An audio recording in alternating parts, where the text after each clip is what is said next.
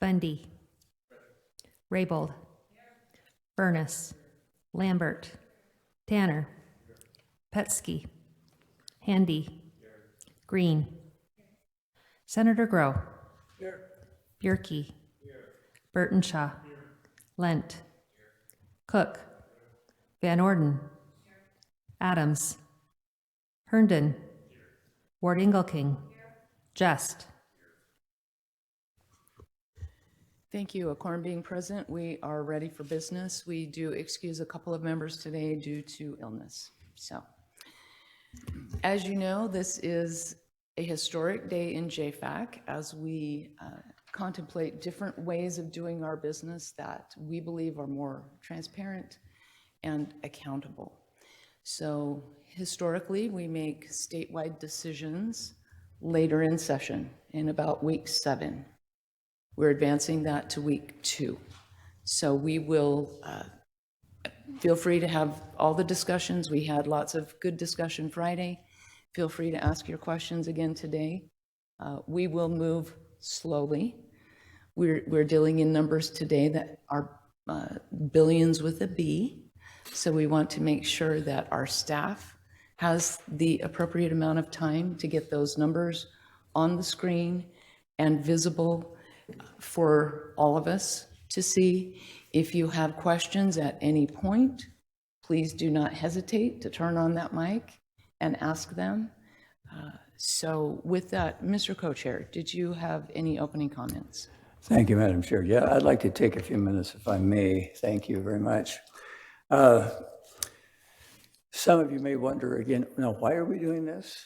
And our goal, one of our goals, is to reduce the redundancy of working through things that we did last year that essentially are the same this year. So rather than spending time on all of those items and have to do it throughout the session, we're doing that up front. Now, why up front? Because that gives us an opportunity to begin to move budgets to the floor. In the past, as you recall, we wait until the very end, and we've got the last 2 or 3 weeks are just 100 budgets going to both floors and people get inundated with numbers. We're hopeful that by moving this process up and then focusing on the line items, all the things the governor's requested for this year, we can actually get into detail and have a more thorough review of his requests. And then we can begin moving budgets to the floor in a couple of weeks and throughout the session, so that both the floor as well as we in JFAC will be more thorough in our review. What's the base? Excuse me. First, let me just mention this. There have been some concern that we're not going to ever open these budgets and deal with these issues again. So the maintenance budgets we're doing now are the things that we are in agreement from last year, and I'll walk through one to give you that idea. But we want to get it on record. This is our calendar for JFAC for this session. Every entity, agency, department that's listed here will be reviewed in the day that's on the calendar. So that is our plan. We're not trying to pass it all and then not consider anything else.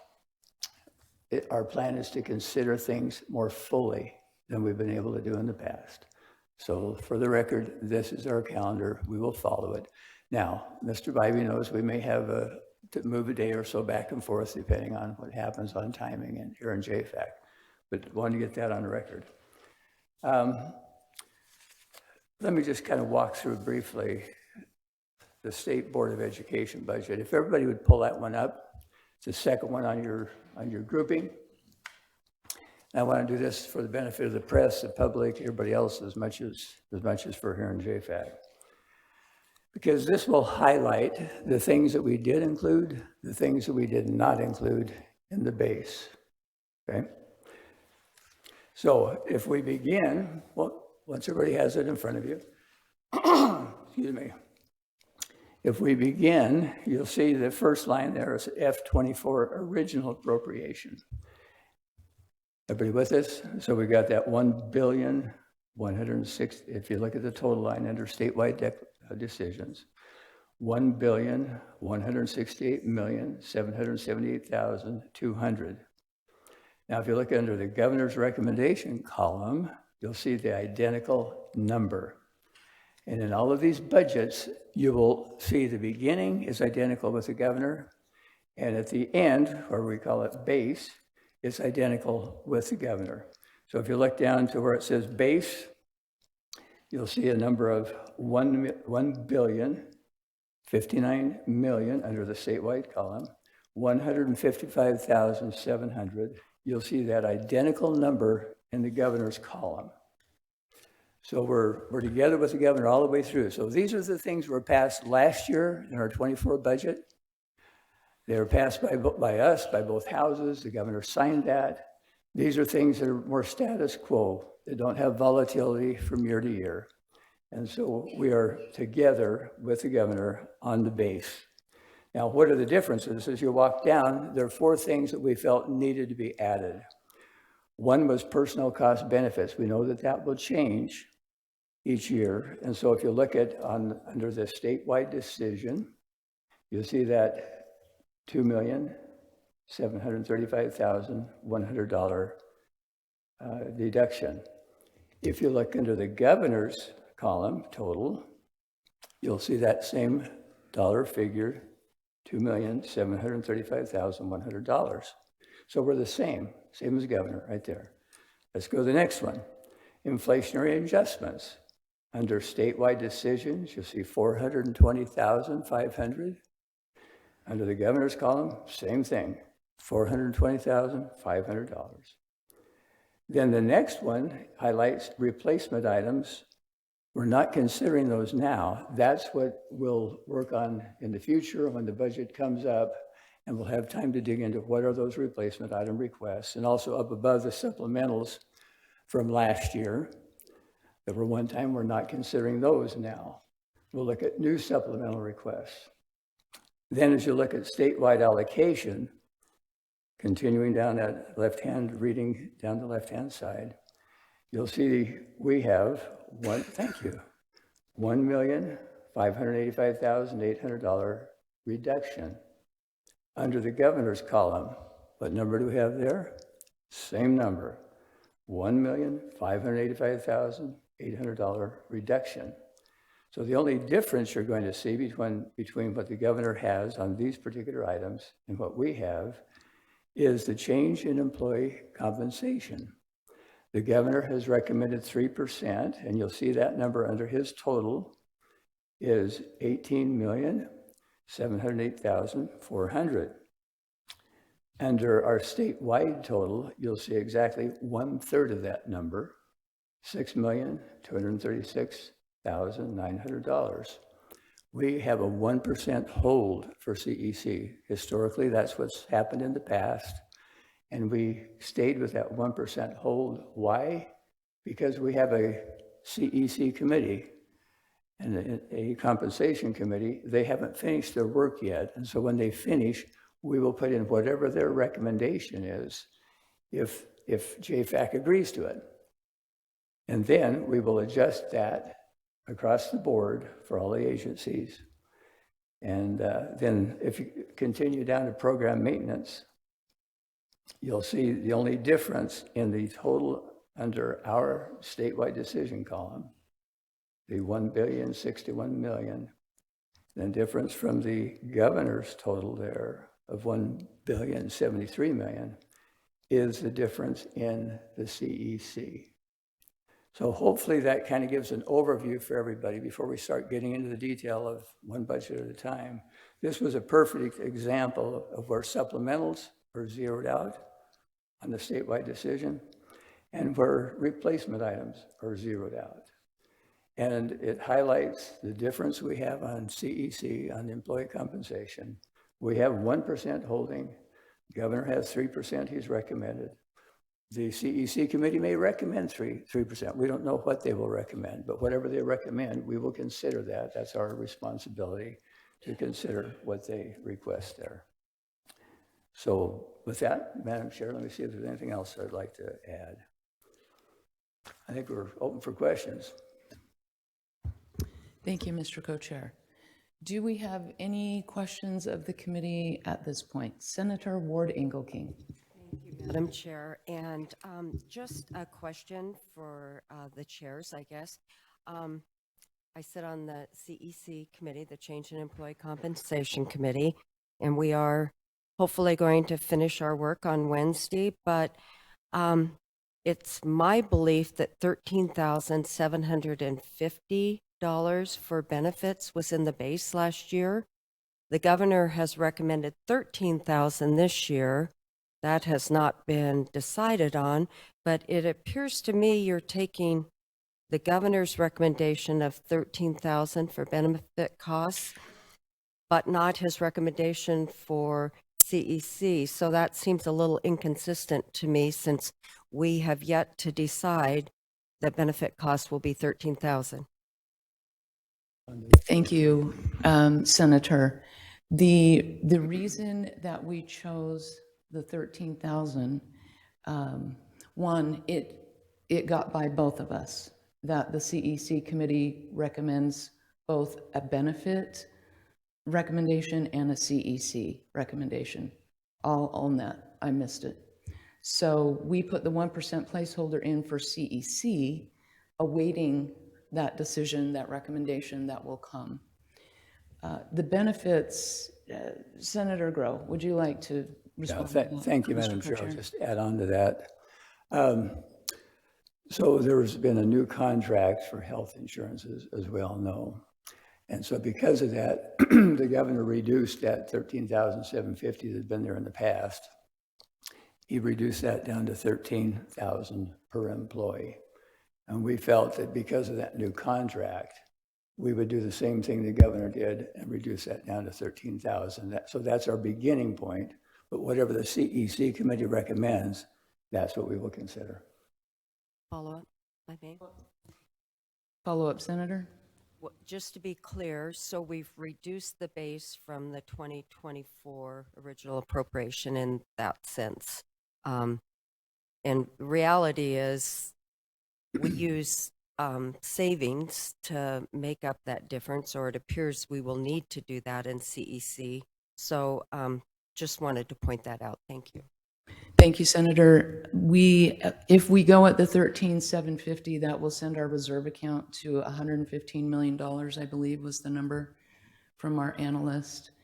And so I don't know, DFM, would you like to address why you selected the 13,000 number given the contract? There is an executed contract with the state that this amount will cover. There may be a potential dispute. You don't have to comment, but... No? Okay. That's why that's in there. Thank you. Senator Just. Thank you, Madam Chair. I have really grave concerns about the process, and certainly I'm glad to try a new process. We need to do that once in a while, and it may not be the intention of the chairs, but this new procedure has the potential, I think, to seriously hamstring agencies. I don't see how we'll get all those budgets open again at 2/3, which means we might wind up with a 1% CEC for state employees across the board, or maybe just agency by agency, potentially no approval of line items. I think we're setting a precedent that we're going to quickly regret. And I'd like a little clarification on how the 2/3 vote works. Thank you, Senator. Last year, this committee, well, let me start with our clerks.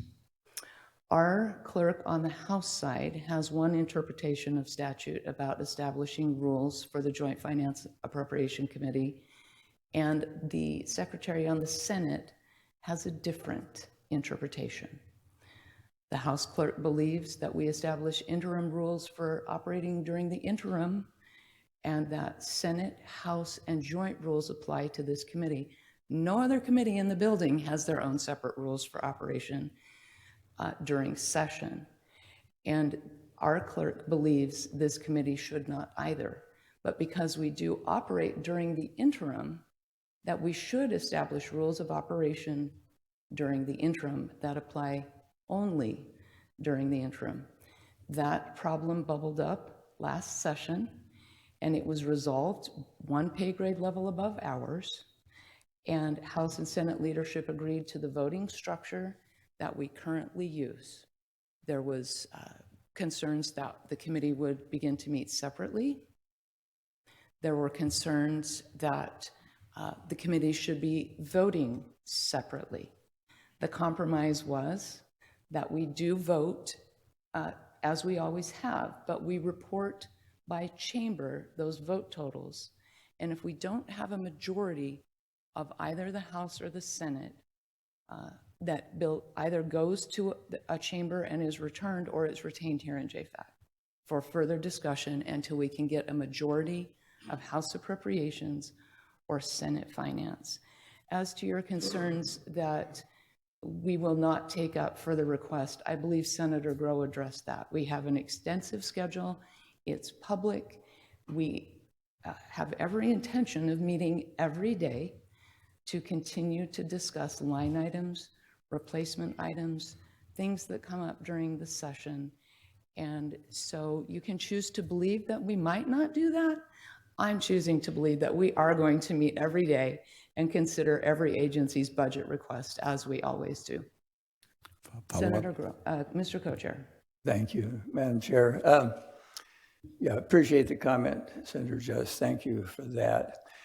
In the past, we've always asked for unanimous consent to open budgets, and all of you have been generous enough to say, okay, we'll go ahead and open budgets. We have this, we have line items here and replacement items and other things that will be considered. Now, some of you will want to open up budgets so that you can decrease the budget. Some of you will want to open up budgets to increase the budget.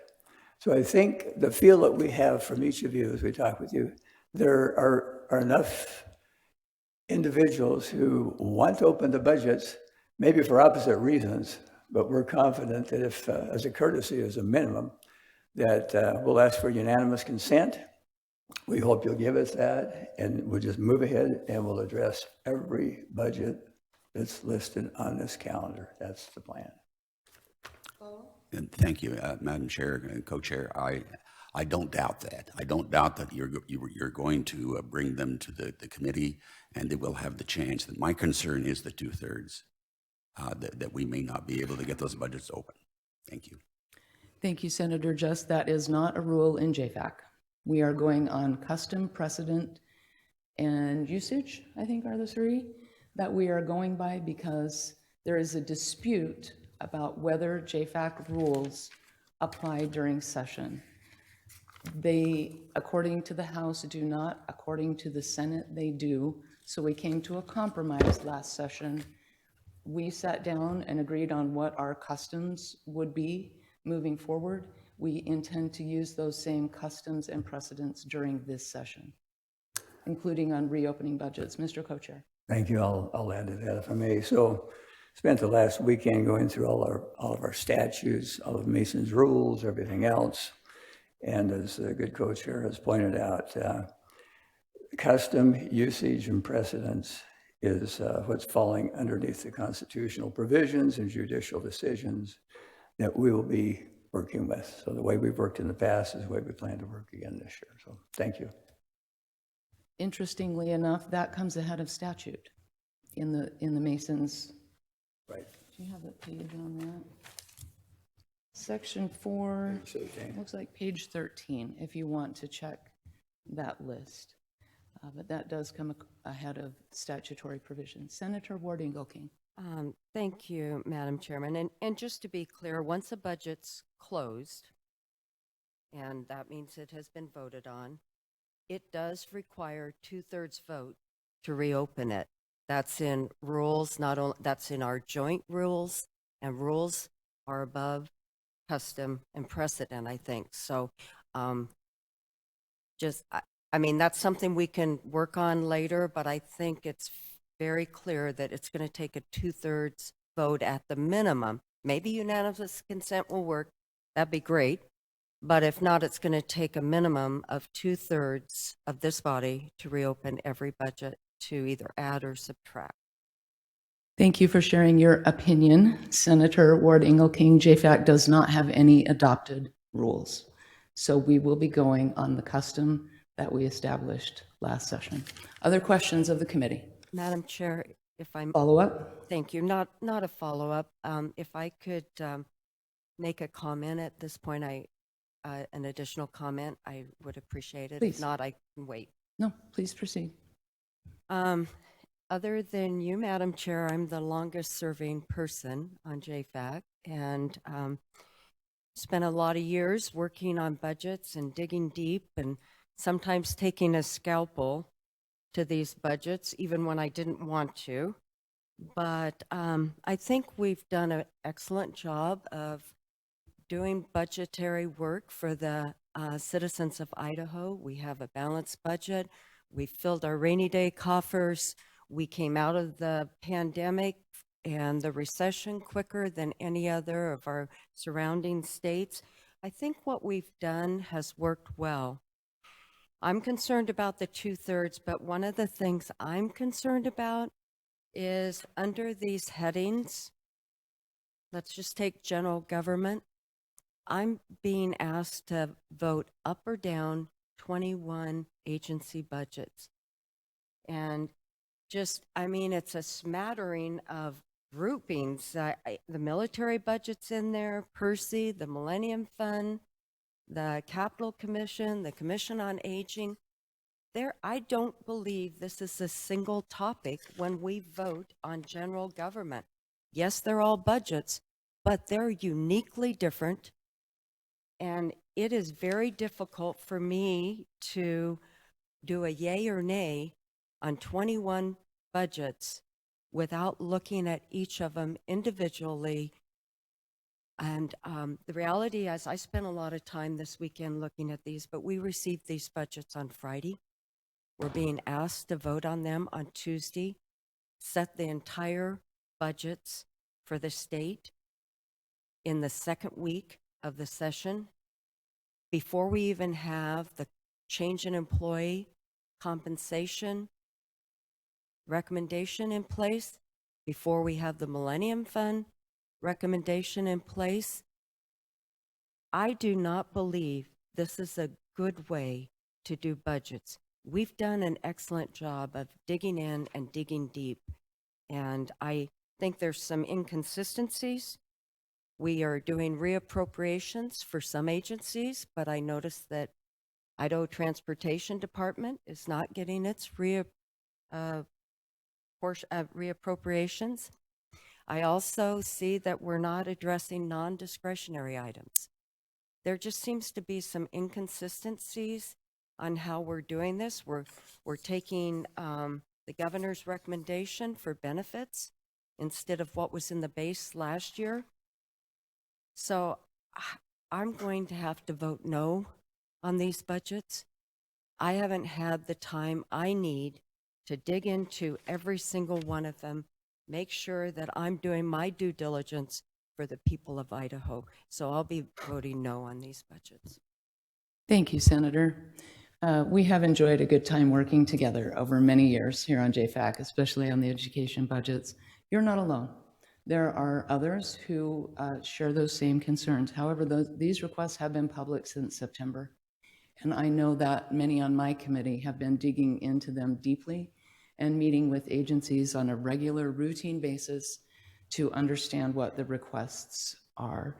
So, as always on statewide decisions, every member of this committee is free to vote yay or nay according to their own conscience and the way that they feel they're representing their constituents the best. We have dotted our I's and crossed our T's that we are not violating any laws or rules in the way we're proceeding. We have multiple precedents of running budget bills that cover multiple agencies, from PUC, Industrial Commission, tax commissioners, that's a multiple agency budget, to year-end transfers, to holdbacks that happened during the recession.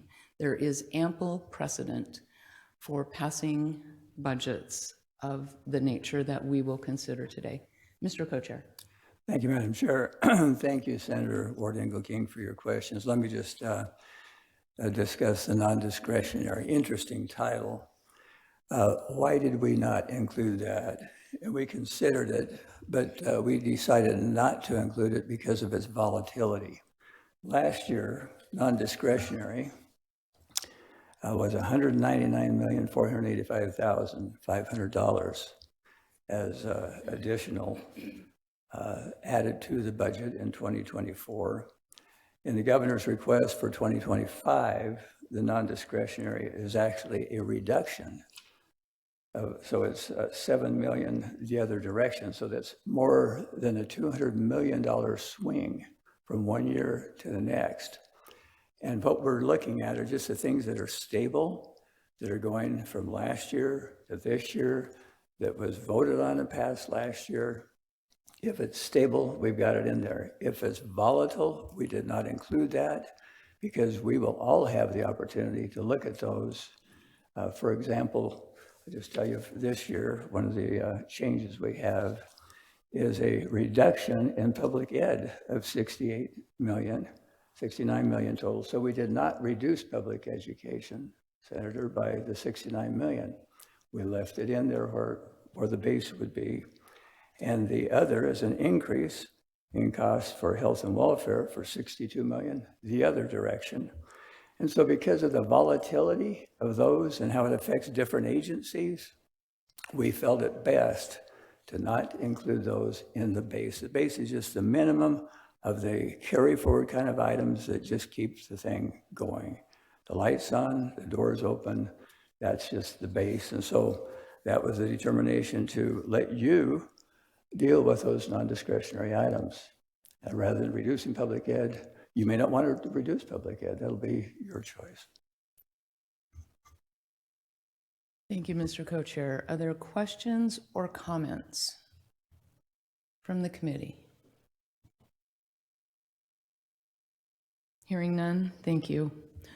One of the things I have always loved about JFAC is our commitment to civility and our ability to disagree without being disagreeable. So senators, thank you for expressing your opinions in a civil way that allows us to hear them. And we appreciate your civility in expressing your disagreement. Thank you. Other comments or questions? All right, let us proceed. Mr. Bybee, first up, I believe, is public schools. Do you want to go, are you going to go over the statewide document first? Okay. Welcome to committee. Please identify yourself for the record. Thank you, Madam Chairman and members of the committee. I'm Keith Bybee. I'm the manager of the Budget and Policy Analysis team here with Legislative Services.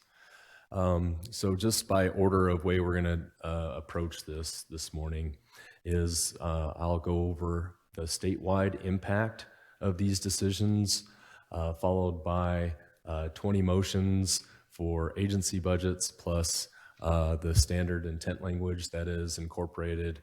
And just as a reminder, what you see in that language packet are the language items that have mostly followed the rule of stayed within the last 3 years of the budget, that's what's appeared there. But there are several circumstances like ITD that I can address at that time as to why it's not in there.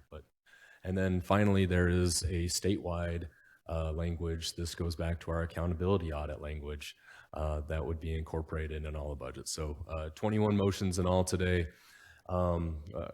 What I want to make sure that we do when you're reading off the numbers from the motion sheets is to really enunciate those numbers, making sure that my colleague Tamara here can hear you well as we're typing these in.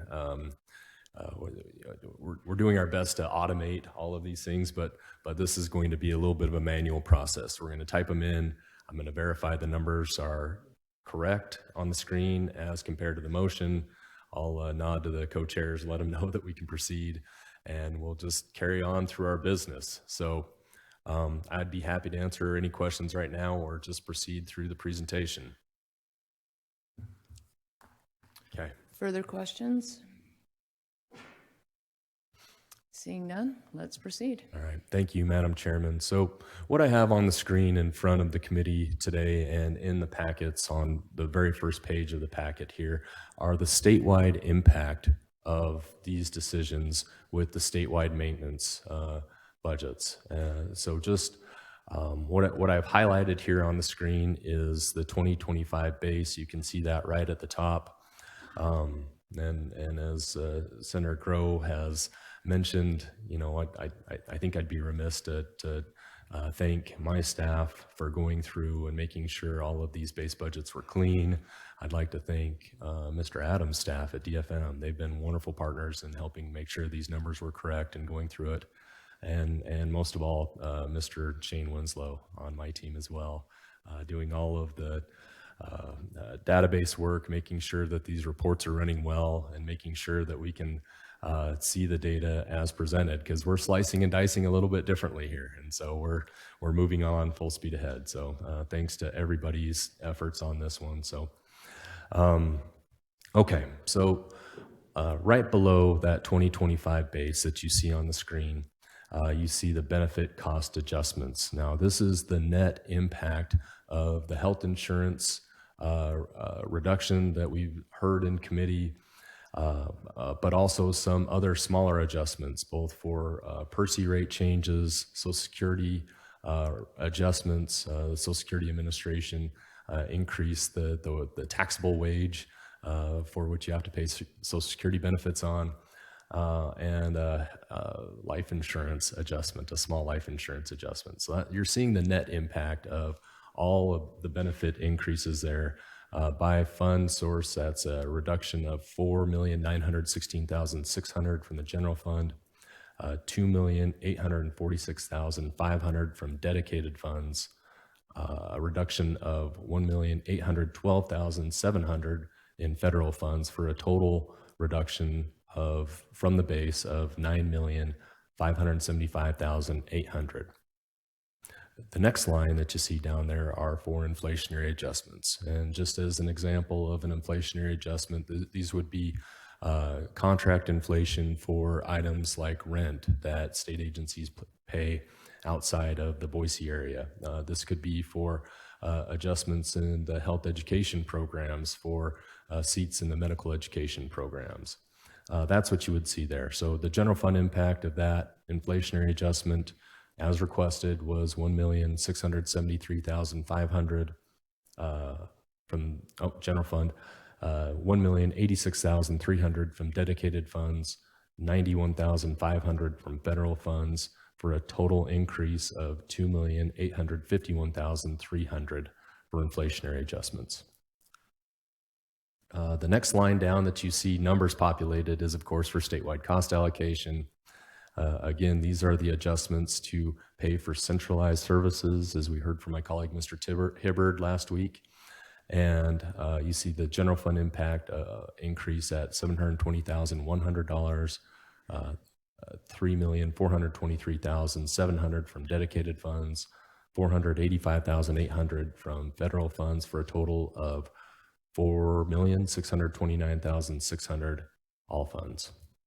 And then finally, that 1% CEC calculator, it's the combination of the three lines that you see on there. And so I'm going to do the math for you here. So from the general fund, that's $13,200,700.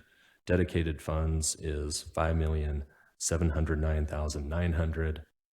Federal funds, it's $2,993,600. And the total impact of that 1% CEC is $21,904,200. So I'm going to focus on the MCO change from the base down there at the bottom. The total impact of all these statewide decisions is $10,677,700 increase from that base appropriation level, $7,373,400 from dedicated funds, and $1,758,200, for a total increase of $19,809,300, all funds. That's the total change from the base for these maintenance adjustments. Okay. So unless there are any questions from this, I can proceed into public schools. Questions of the committee? Senator Cook. So just to make sure I understand then, so the statewide maintenance, as we've looked at it, as you've presented it here, from last year that we approved, it has grown 0.2% with the things that we have thrown in from last year. Is that correct? Mr. Bybee. Madam Chairman and Senator Cook, with all of the one-time spending in the original appropriation. So you see in the lines immediately above that, the MCO change from the original appropriation. That's a $1,716,594,500 reduction from last year, from the original appropriation. So that includes one-time spending that was in the original appropriation of 2024, and also some reductions for base adjustments, which is the largest impact is of dedicated and federal spending. So just as a reminder, the dedicated spending reduction, a lot of that is a transfer from the general fund again, right? So that's a big reduction on the budget. And then the federal spending, what you're seeing is starting to wind down some of the COVID protocols that we've seen in our federal category there. So those are the changes from the original appropriation, but why I'm focusing on the base is it's a little bit more digestible, just comparing where the base budgets are to what the growth number is. Good, thank you.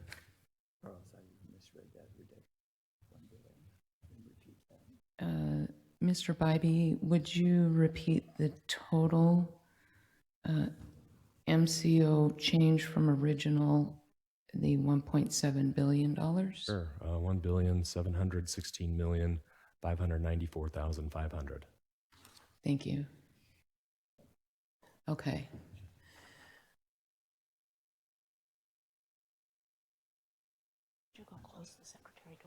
Madam Chair, We're working we're on it. getting a lot of light over here, so thank you. Jared's going to take care of that. Thank you. That used to be my job when I sat there. Thank you. Further questions? Okay. You can't, because then you can't get in and out. Okay. Representative Furness. At the risk of sounding silly, what does MCO mean? Maintenance of current operation. So the cost of the same government we have right now in this current year projected into next year. Keeping the lights on, the doors open, and the employees with us. Thank you. Further questions? Let's proceed. Thank you, Madam Chairman. So I'm going to just highlight total spending from action this morning down on that FY 2025 program budget, $5,134,000,000 from the general fund, $2,275,000,000 from dedicated funds, $4,728,000,000 from federal funds, for a total of $12,138,268,400, all funds this morning. Moving on to the public schools budget. Madam Chair, the budget before you this morning, first up is the public schools support program. It includes all 7 of the divisions of public school support, plus the Idaho Education Services for the Deaf and the Blind. Madam Chairman, the standard maintenance adjustments that we just went through are included in this budget, and it is before the committee. Thank you, Mr. Bybee. Are there questions about the document that you are seeing in front of you? Senator Lind? Just kidding? No, for real. Okay. Senator Lind? Madam Chair, if you're ready for a motion, I don't know if there are any other questions. I don't see any other questions. A motion is in order. Thank you. Beginning with the FY 2025 base, include maintenance adjustments for benefit costs, statewide cost allocation, and CEC. I move $2,694,054,100 from the general fund, $126,497,100 from dedicated funds, $251,147,800 from federal funds, for a total of $3,071,268,400 $699,000. You've heard the motion. Is there a second? Second.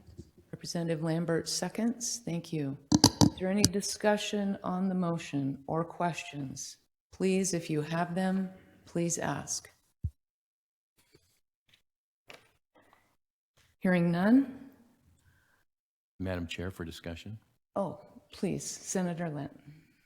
This maintenance budget includes the following budgeted divisions: administrators, teachers, operations, children's programs, facilities, central services, and educational services for the deaf and blind. Thank you. Any further discussion? Hearing none. Ms. Figueredo, will you please call the roll? Senator Grow. Aye. Bierke. Burton Shaw. Lent. Cook. Van Orden. Herndon. Ward Ingleking. Just. Oh, sorry. Oh, sorry. Thank you.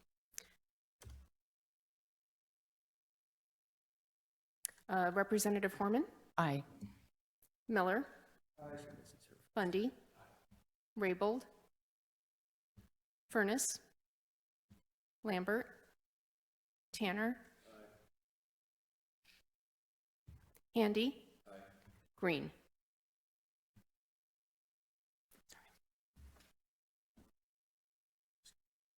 Sorry. Okay. Thank you. We're all doing things for the first time today. Thank you so much for helping us with this. The Senate count is 7 aye, 2 nay, 1 absent and excused. The House count is 8 aye, 1 nay, 1 absent and excused, for a total of 15 ayes, 3 nays, 2 absent and excused. The motion has passed, and what do I say here? I forget. Will be forwarded to the floors with a due pass recommendation. Should have got my script. Thank you. Further discussion or questions at this point? Okay, we have some language. Public schools has a lot of language in their budget. Mr. Bybee, will you review that for us?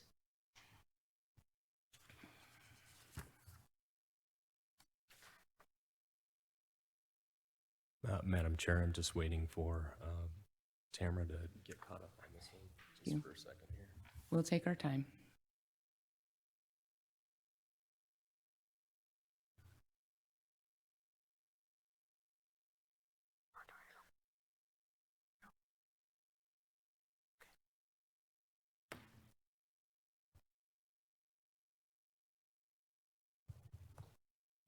Okay.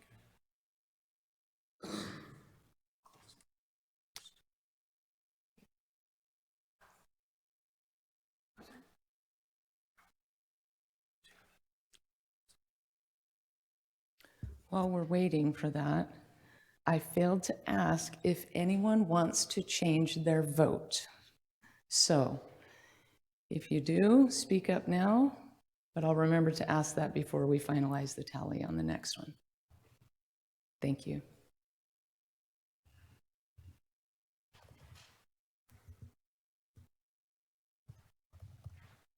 Okay, thank you, Madam Chairman, for the delay. We're getting going here. So I'm going to scroll down to the back of the packet and bring up the language.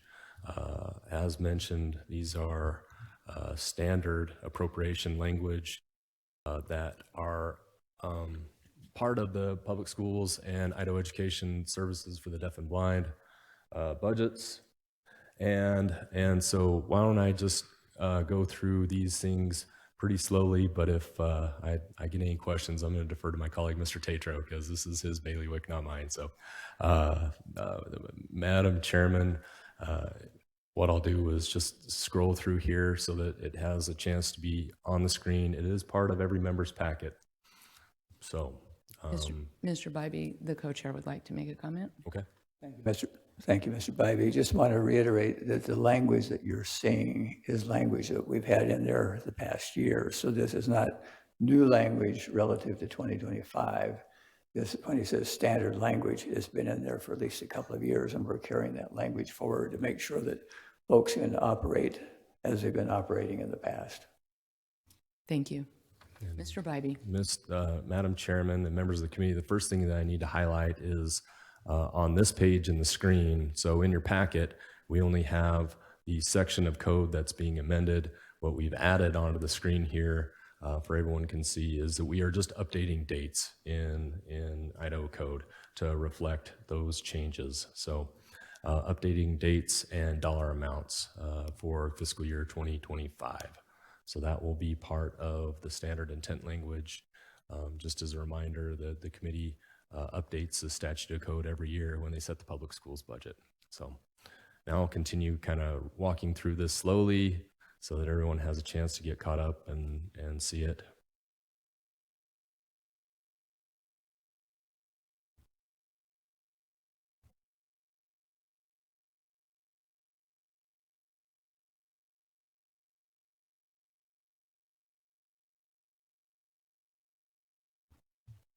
I may comment. Mr. Co-chair. Thank you. So, Mr. Bybee, what you're saying, what we're looking at here, what you want us to focus on is a change in dates, basically. That's what we're looking at, because the language is the same as it was last year, right? Is that what you're telling us?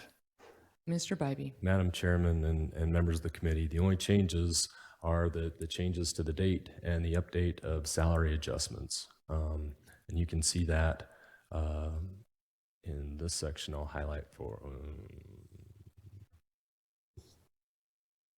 So here and here.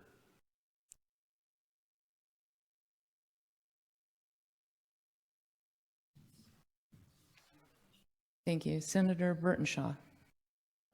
Just for clarification, Madam Chair, in the first part of that professional development, it has 13,750.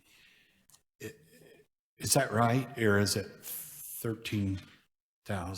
Or what does that number reflect? Mr. Bybee. Madam Chairman, I need to phone a friend on this one. Thank you, Mr. Tatro. Welcome to committee. Please identify yourself for the record. And could you point out what page, where you're at? Sorry, Madam Chair. For the record, Jared Tatro, Deputy Manager for Budget and Policy. The two mics behind me weren't turning on, so I did step in. I hope that's okay. In answer to the question regarding health insurance, that is still based on the current year appropriation, and that is because the support unit number in non-discretionaries has not been voted on or decided on. And so that health insurance, as well as the support units, will need to be discussed in round 2 for public schools, but this is reflecting the 13,750 right now. Thank you. Good. Thank you. Seeing no further questions, let's proceed.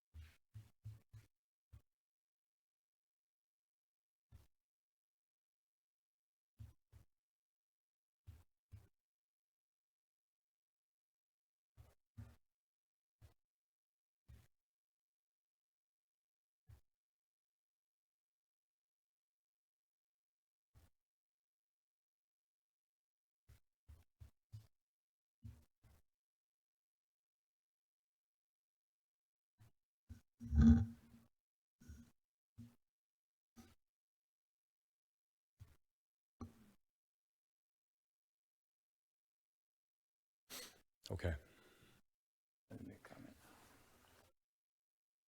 Thank you, Mr. Bybee. Can you confirm for us that the language on the screen right now with the 6359 does not automatically add another 6359 for this year? I think we may need to make sure that we're not appropriating that again for the FY25 budget. Mr. Tatro. Madam Chair, members of the committee, the dollars for the 6,359 were appropriated ongoing, and they are included in the base and the maintenance adjustment. The language is added to reflect the 25 career ladder tables. The 24 tables were updated with the 6,359 last session. This will make sure the 25 tables will go up accordingly. So this keeps it in the base. The numbers are already in the base, Madam Chairman. Okay. Thank you, Mr. The language Tatro. allowing those dollars to actually go out for compensation. Thank you, Mr. Tatro. Mr. Co-Chair. Thank you, Madam Chair. There's a whole lot of language you saw there, wasn't there? Now, in public education, we have federal requirements, we have state requirements that they must abide by, and you saw a lot of code sections that were referenced in there. So Mr. Bybee and his team have been very careful to make sure that they looked at the last year, make sure they got the right code sections, and that everything that was necessary for the public schools to function in accordance with all of the requirements they have, both state and federal, have been included in this language. That's why you're seeing so much language on this one. It's requirements by federal law and state law. Thank you. Are there any additional questions or comments about the intent language?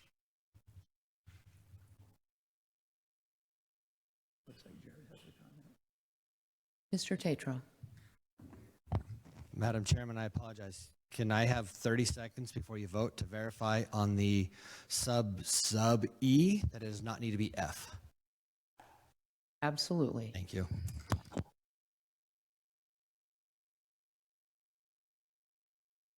We're going to take our time on this today to make sure our staff has worked so hard to check these numbers, double check and triple check these numbers. But with all of our eyes on it and with all of their eyes on it again this morning, we'll double, triple, and quadruple check. And then we'll come back if we need to and correct anything we may have inadvertently overlooked. The committee will be at ease.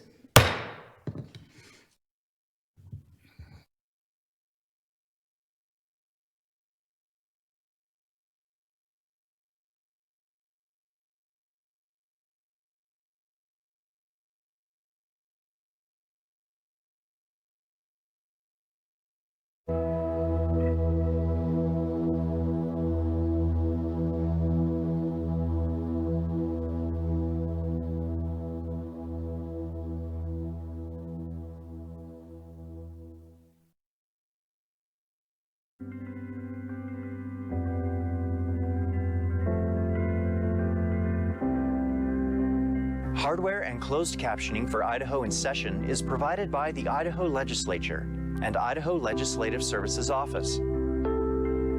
Additional funding is provided by the Idaho Public Television Endowment.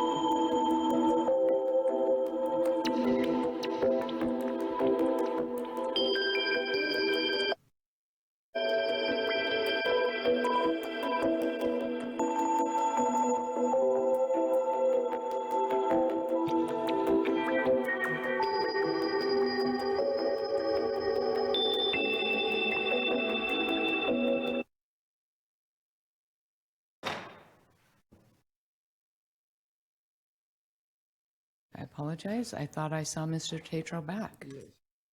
Oh, there he is. Thank you. Mr. Tatro.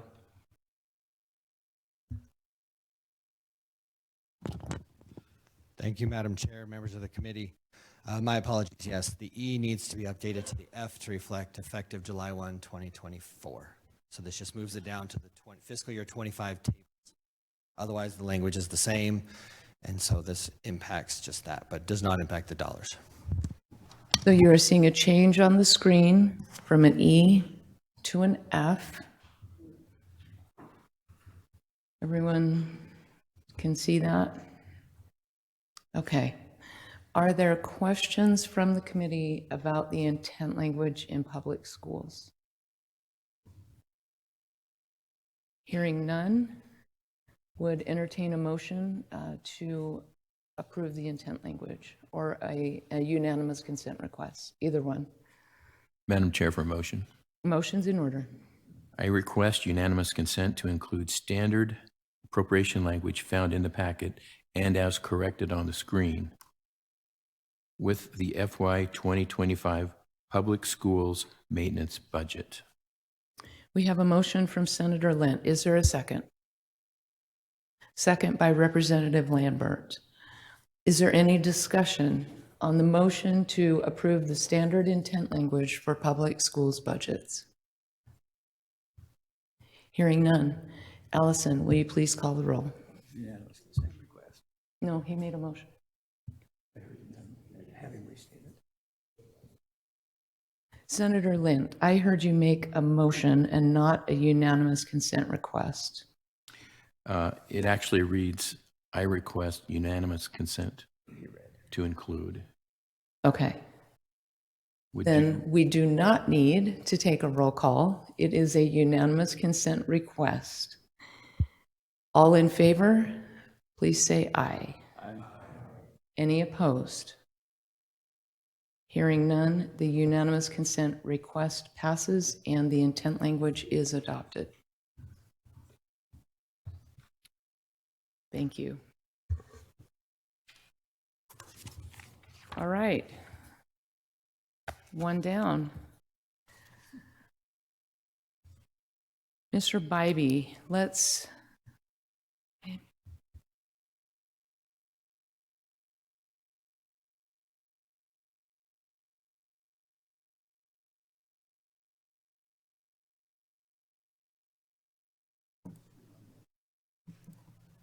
Mr. Bybee, let's move forward with the state board. We want to let the committee know that the Historical Society was supposed to present their budget today, but we delayed at the request of some members to move this hearing today from yesterday. However, the Historical Society had already made all the arrangements to have their people here and to have the artifact here today. So we will proceed after we do the state board budget. The Historical Society will make a presentation for us on the artifact that they have for us this year. And so we will go on break at that point for that presentation. And we'll have a break and then we'll come back and finish up our business. Mr. Bybee. Thank you, Madam Chairman. Okay, got one off the ground there. That was great. Thanks for hanging in there with us. The next budget before the committee is the agencies that live under the State Board of Education. I'll read those off for you just so we're all on the same page here. That includes the Agricultural Research and Extension Service Program at the University of Idaho, the College and Universities budget, community colleges, the Office of the State Board of Education, health education programs, Division of Career and Technical Education, Idaho Public Television, special programs, Department of Education, vocational rehabilitation, and the Charter School Commission. Okay, Madam Chairman, with that, the budget is properly before the committee. You see the motion sheet on the screen in front of you. You also have it either on your iPad or in paper today. Are there any questions about the State Board of Education maintenance budget? Senator Van Orden. Thank you, Madam Chair. For a motion, if there are no more questions, please. A motion is in order. Okay, thank you. Beginning with the FY 2025 base, include maintenance adjustments for benefit costs, inflationary adjustments, statewide cost allocation, and CEC. I move $647,918,400 from the general fund, $361,257,700 from dedicated funds, and $52,316,100 from federal funds, for a total of $1,061,492,200 and cap full-time equivalent positions at 561.26. You've heard the motion. Is there a second? Second. Second by Representative Bundy. Is there any discussion on the motion? Senator? Madam Chair, this maintenance budget includes the following budgeted divisions. As stated before, agriculture research and extension service, college and universities, community colleges, the Office of the State Board of Education, health education programs, Division of Career Technical Education, Idaho Public Television, special programs, Department of Education, vocational rehabilitation, and the Charter School Commission. Is there any further discussion or questions about which budgets are in here and what's included? Hearing none, Ms. Figueredo, would you please call the roll? Senator Grow, Aye. Bierke, Burtonshaw, Lent, Cook, Van Orden, Herndon, Ward Engelking, Just, Representative Horman, Aye. Miller, Bundy, Raybold, Furness, Lambert, Tanner, Handy, Green. Would anyone like to change their vote? Hearing none, the Senate votes 7 aye, 2 nay, 1 absent and excused. The House votes 8 aye, 1 nay, 1 absent and excused, for a total of 15 ayes, 3 nays, 2 absent and excused. The majority having voted in the affirmative, the motion has passed and will carry a do pass recommendation.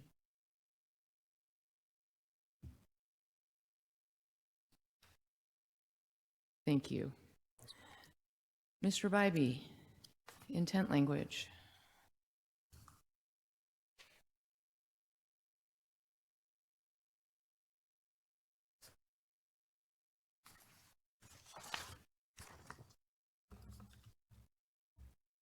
Okay. Thank you, Madam Chairman. You'll notice that we've updated some of the software on the machines to switch back and forth between the ballot computer and the analyst computer, and so there's a little bit of a lag to make sure all the system loads and processes. So it's not as instantaneous, but it works pretty good right now. That's great. We're all exercising patience with everything we're doing today. So thank you for that explanation. Thank you very much. So now before the committee are the standard intent languages, and how we've identified this is by budgeted division. So in this case, the very first piece of language that you would see for the college universities on top, it allows the state board to address system-wide needs for college universities. It allows the college universities to address student tuition and fees for fiscal year 2025 in the budget process. And then I'm just going to go slowly through the rest of the language and highlight it on the screen. No amendments of Idaho code here, so this is just a more normalized process for language that includes direction to the agencies and intent language.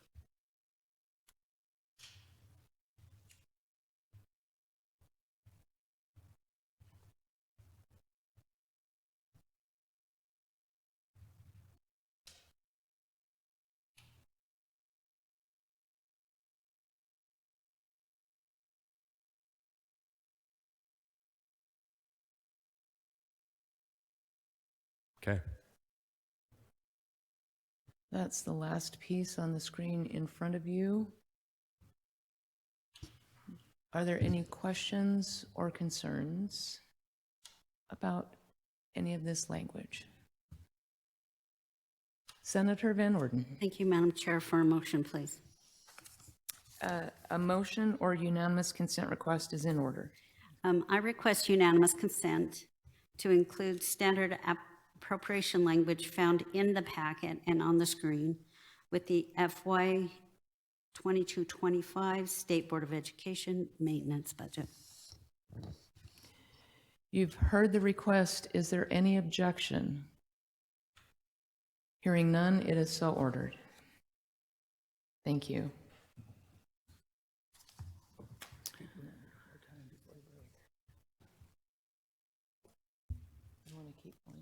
Okay. Okay, we moved through that one relatively quickly, so I think we'll continue until approximately 9:30 when our scheduled break is.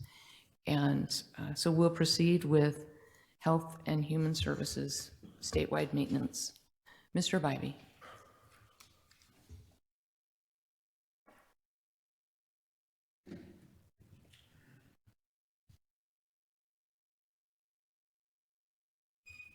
Okay, thank you, Madam Chairman. The next budget before the committee is for the Health and Human Services budget. Just going through the budgeted divisions here, this budget would include Child Welfare Division, the services for the developmentally disabled, Service Integration, Division of Welfare, Division of Medicaid, Public Health Services, Licensing and Certification, Substance Abuse and Treatment Prevention, Mental Health Services, Psychiatric Hospitalization, Independent Councils, and the State Independent Living Council. This budget is going to include all of the standard maintenance adjustments that we've been talking about all morning. So with that, I'd be happy to answer any questions. Thank you, Mr. Bybee. The Health and Human Services statewide maintenance is before the committee. Are there any questions or discussion at this point? Hearing none, are there any motions? Madam Chair, Senator Bierke. for a motion. Motion's in order. Beginning with fiscal year 2025 base, include maintenance adjustments for benefit costs, inflationary adjustments, statewide cost allocation, and CEC.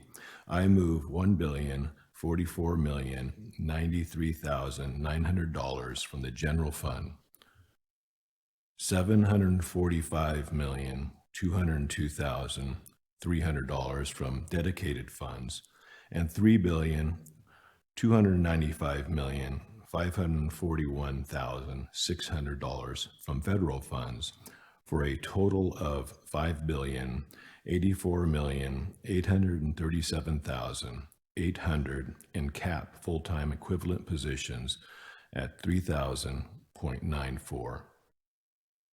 You've heard the motion. Is there a second?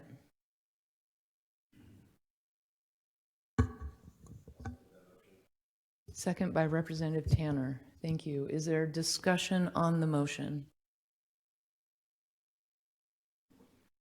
Hearing none.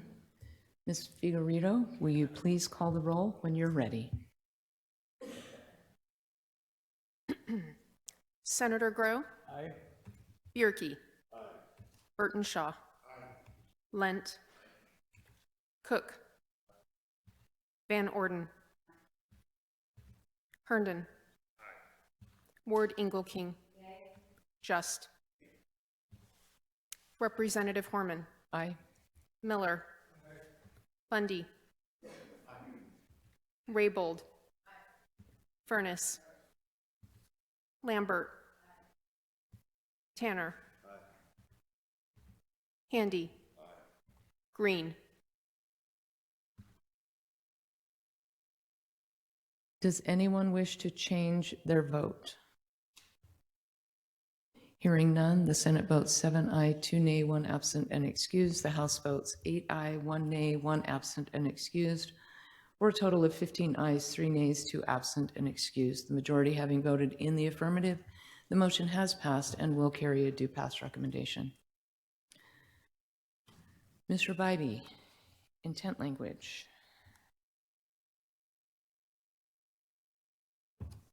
Make sure I get back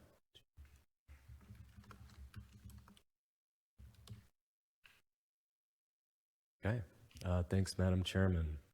One benefit to doing bills this way, at least for the Department of Health and Welfare, is there are several pieces of language that repeat over and over in the 7 separate appropriation bills that we set for health and welfare. So now it's all consolidated under one roof, and it makes a little bit more sense contextually. So with that, I'm going to do the same approach here and just roll through the sections of intent language, and I'd be happy to address any questions if there are some.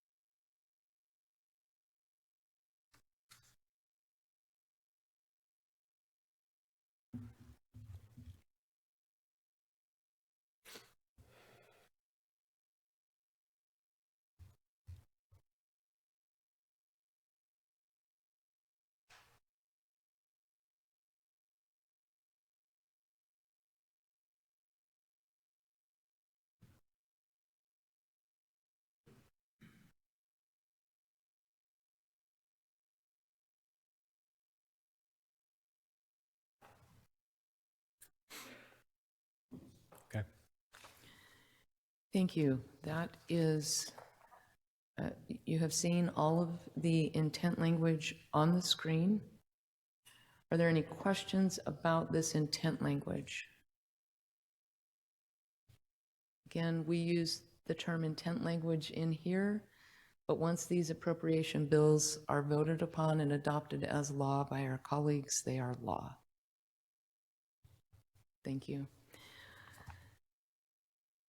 Is there a request to consider the language? Senator Bierke. Madam Chair, I request unanimous consent to include standard appropriation language found in the packet and on the screen with the fiscal year 2025 Health and Human Services maintenance budget. You've heard the request. Is there any objection? Hearing none, it is so ordered. Thank you, committee. Thank you, Mr. Bybee. I think we will proceed with public safety.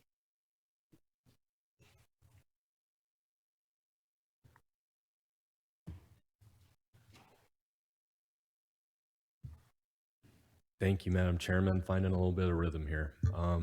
The next budget before you is the Public Safety Division. This budget would include the Idaho Department of Correction, the Commission for the Pardons and Parole, the Department of Juvenile Corrections, and Idaho State Police, which includes all 4 of their divisions there. So State Police, Brand Inspection, Racing Commission, and Post. So Madam Chairman, this budget is properly before the committee. I'd be happy to answer any questions. Are there any questions of the committee on the public safety statewide maintenance budget? Seeing no questions, are there any motions?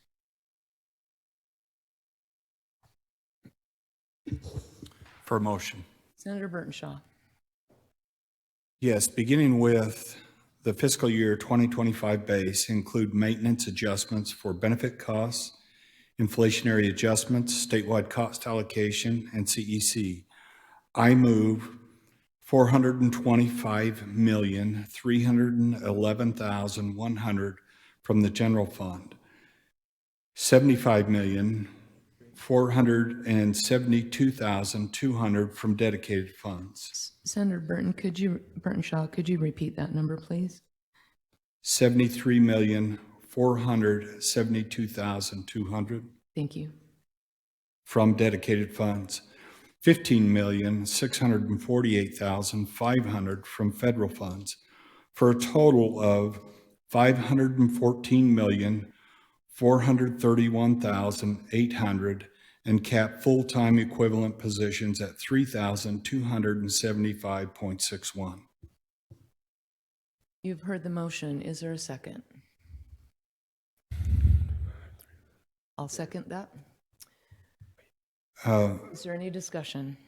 Yes, Madam Chair. This maintenance budget includes the following budgeted divisions: Department of Corrections, Department of Juvenile Corrections, and the Idaho State Police. Is there any further discussion? Hearing none, Ms. Figueredo, will you please call the roll?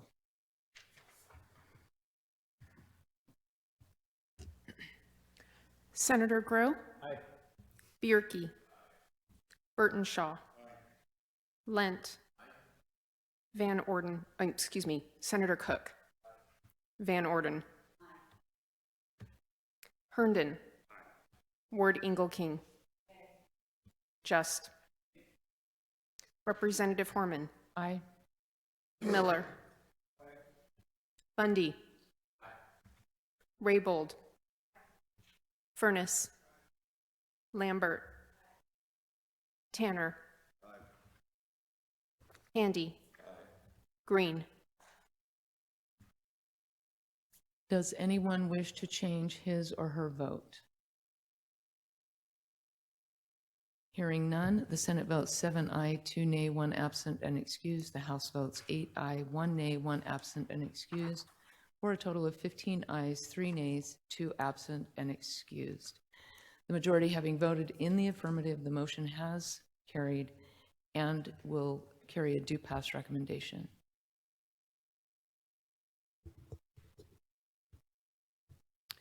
Mr. Bybee, we have a little bit of intent language on this one.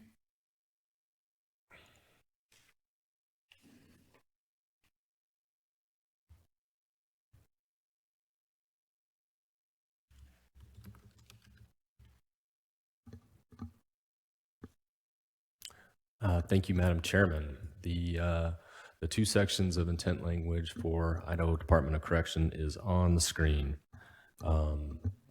I'd be happy to answer any questions. Bybee, are there any questions about the appropriation language on the screen? Seeing none, a motion is in order. Senator Burtonshaw. Madam Chair, I request unanimous consent to include standard appropriation language found in the packet on the screen with the fiscal year 2025 public safety maintenance budget. You've heard the unanimous consent request. Is there an objection? Hearing none, it is so ordered. Mr. Bybee, let's pick up natural resources before our break.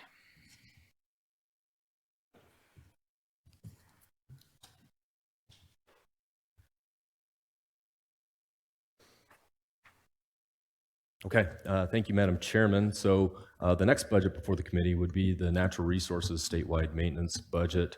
It includes benefit cost, inflationary adjustments, statewide cost allocation, CEC calculation, and it's for the budgets for the Department of Environmental Quality, Department of Fish and Game, Endowment Fund Investment Board, Department of Lands, Department of Parks and Recreation, and the Department of Water Resources. Madam Chairman, I'd be happy to answer any questions. The motion is before the committee. Are there any questions on this motion for the natural resources statewide maintenance budget?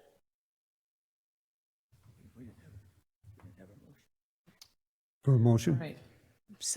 Representative Miller. Thank you, Madam Chair.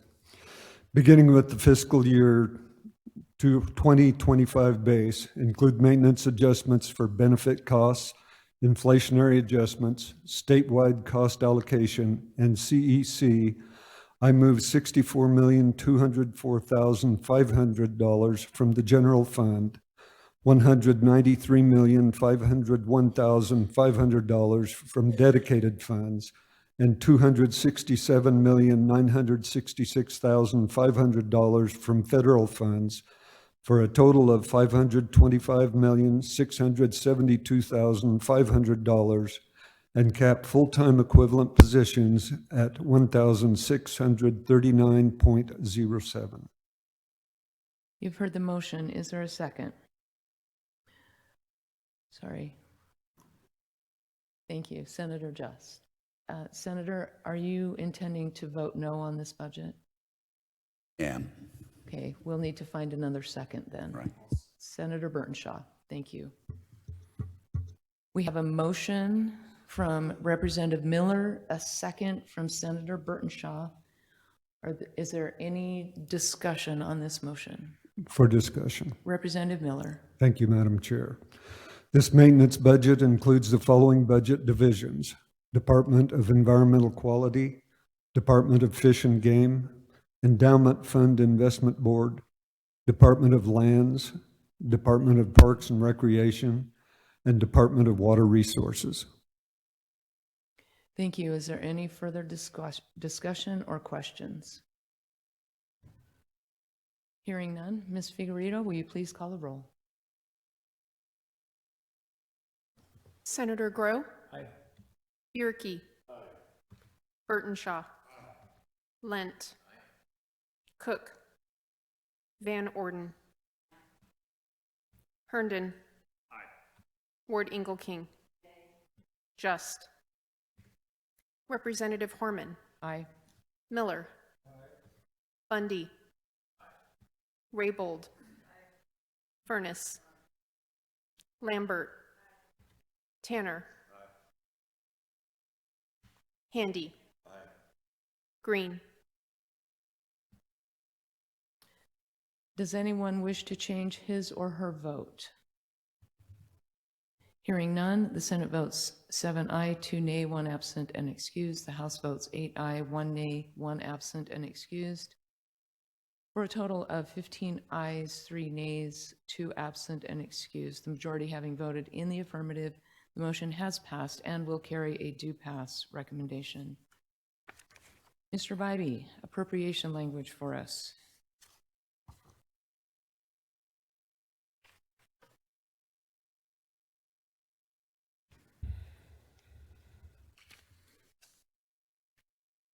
Okay. Thank you, Madam Chairman. On the screen and in your packet is the appropriation language beginning with the Department of Environmental Quality.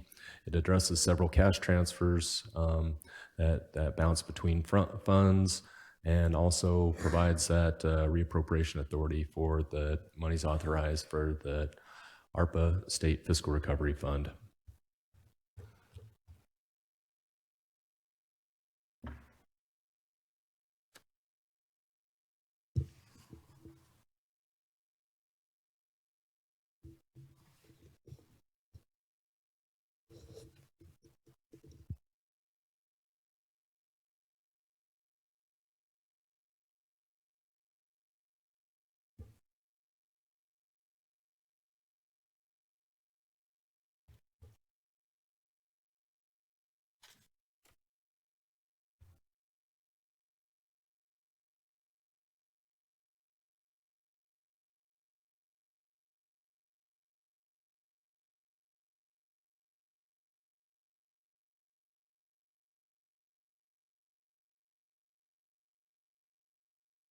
Okay.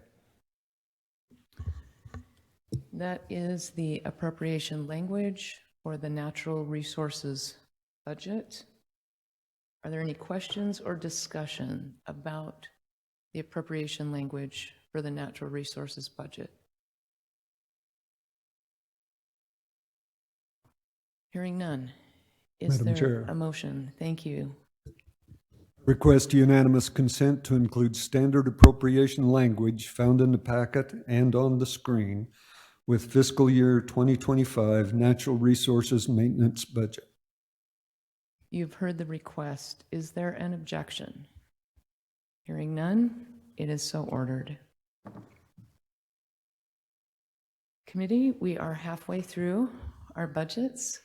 We are going to take a break now. Let's give the Historical Society 10 minutes to get set up. Let's be back in here at 9:40 for their presentation on a historical artifact. We stand at recess.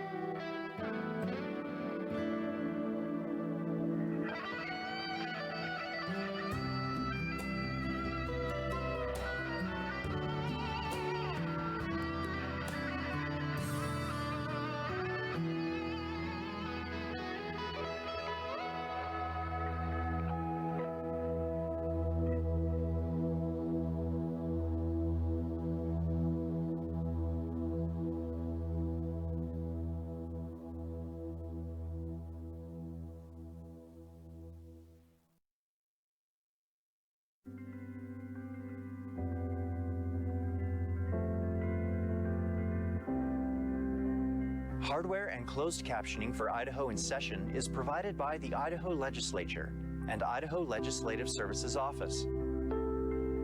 Additional funding is provided by the Idaho Public Television Endowment.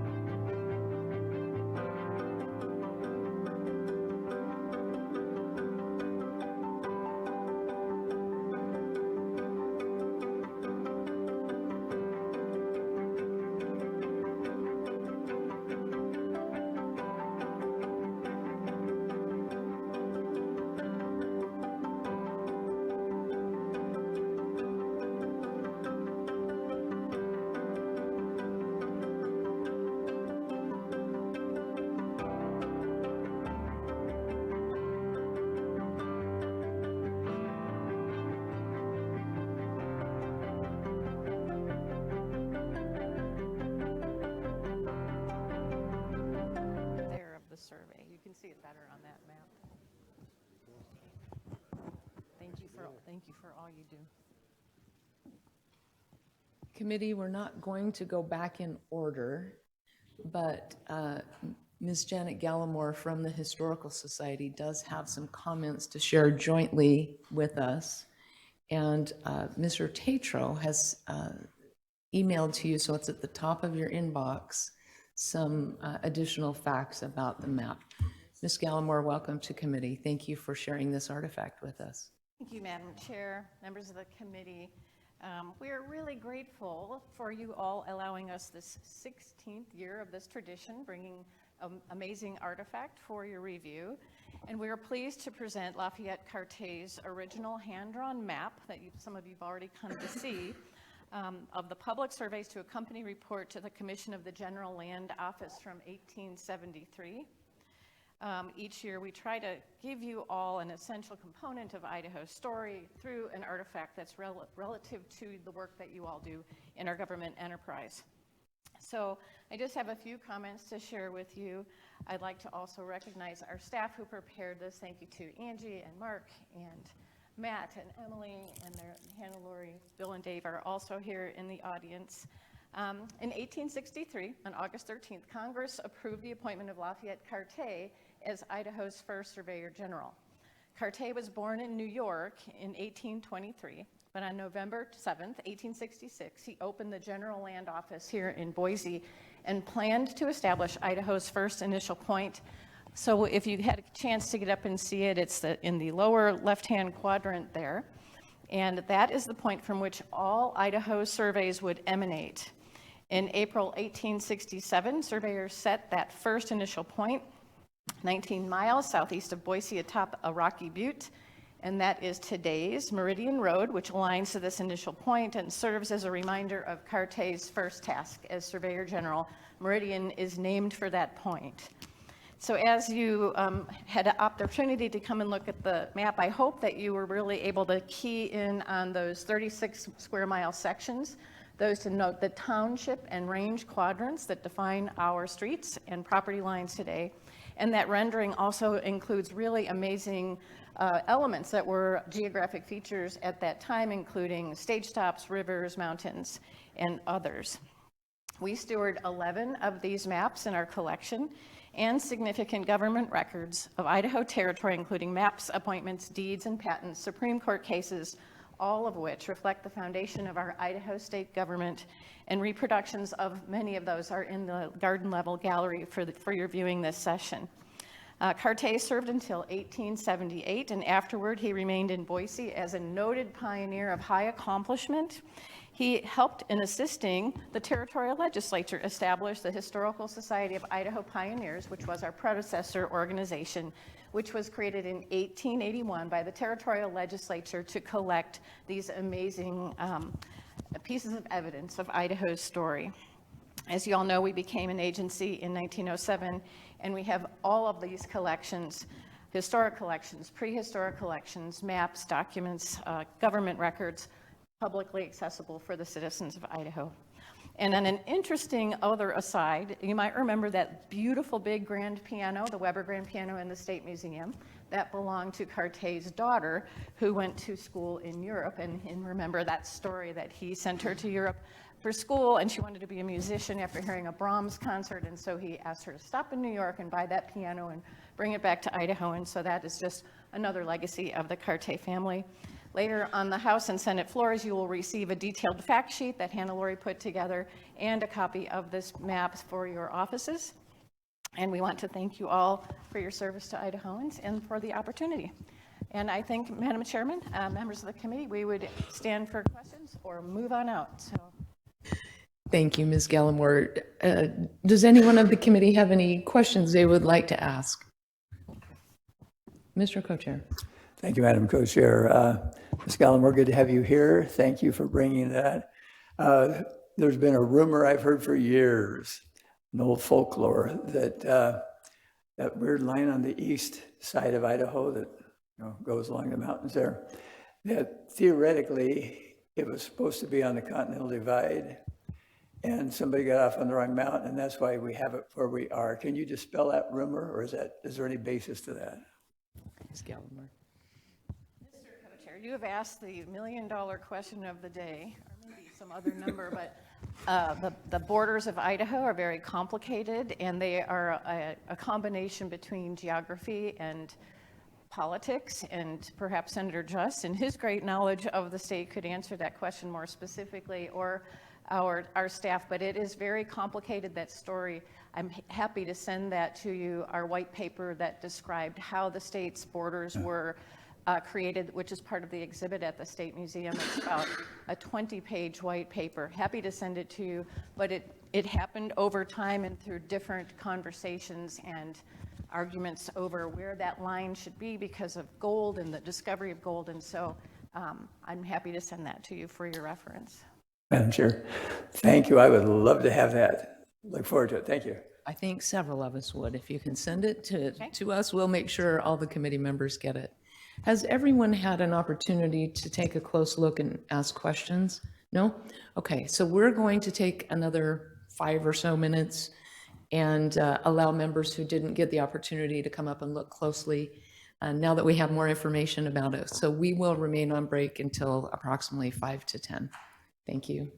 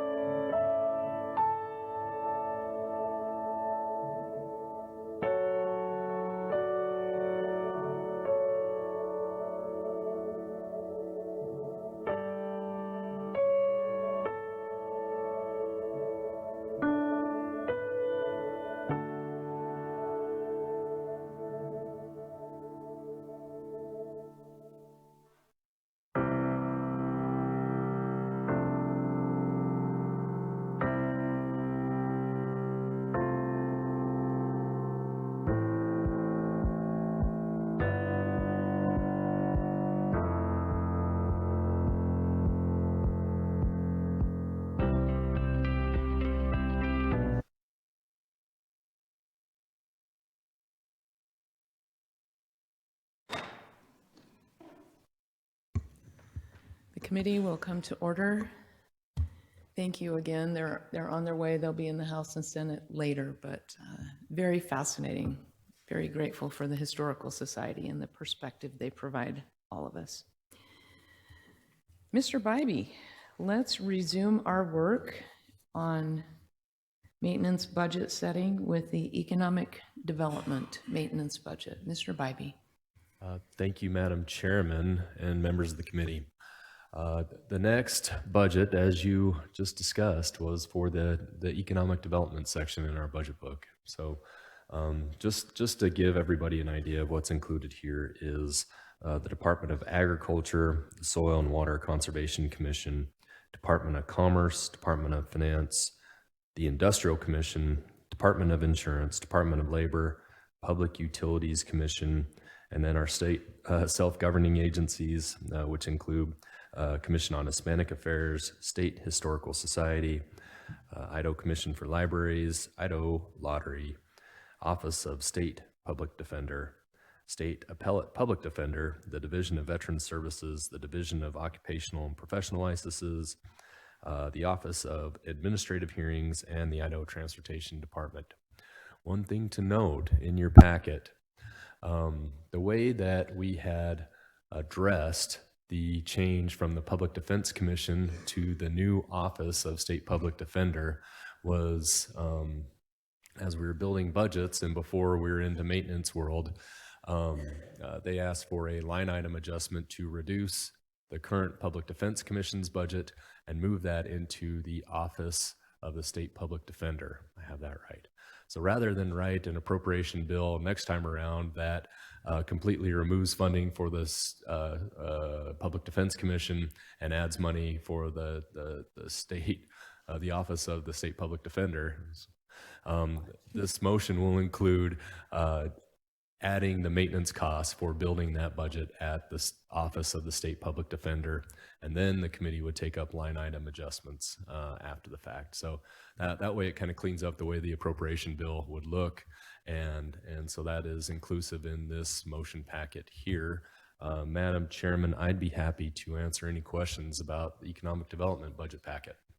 Thank you, Mr. Bybee. There were some policy changes that drove that explanation he just gave us on the defenders. Are there any questions about that or about any of these numbers in front of you? Hearing none. Let's see, would entertain a motion. Senator Cook. Thank you, Madam Chair. For a motion, beginning with fiscal year 2025 base, include maintenance adjustments for benefit costs, inflationary adjustments, statewide cost allocation, and CEC. I move $53,528,000 from the general fund, $590,627,700 from dedicated funds, and $676,465,100 from federal funds, for a total of $1,320,620,800 and a cap full-time equivalent positions at 3,780.28. You've heard the motion. Is there a second? Second. Second by Representative Handy. Senator Cook, do you have any discussion on your motion? Yes, I do. This maintenance budget includes the following budgeted divisions: Department of Agriculture, Soil and Water Conservation Commission, Department of Commerce, Department of Finance, Industrial Commission, Department of Insurance, Department of Labor, Public Utilities Commission, and then your self-governing services of Commission on Hispanic Affairs, Idaho State Historical Society, Idaho Commission for Libraries, State Library, Office of State Public Defender, State Appellate Public Defender, Division of Veterans Services, Division of Occupation and Professional Licenses, Office of Administrative Hearings, and Idaho Transportation Department. Thank you, Senator. Is there any additional discussion or questions on the statewide maintenance for economic development? Hearing none. Ms. Figueredo, will you please call the roll?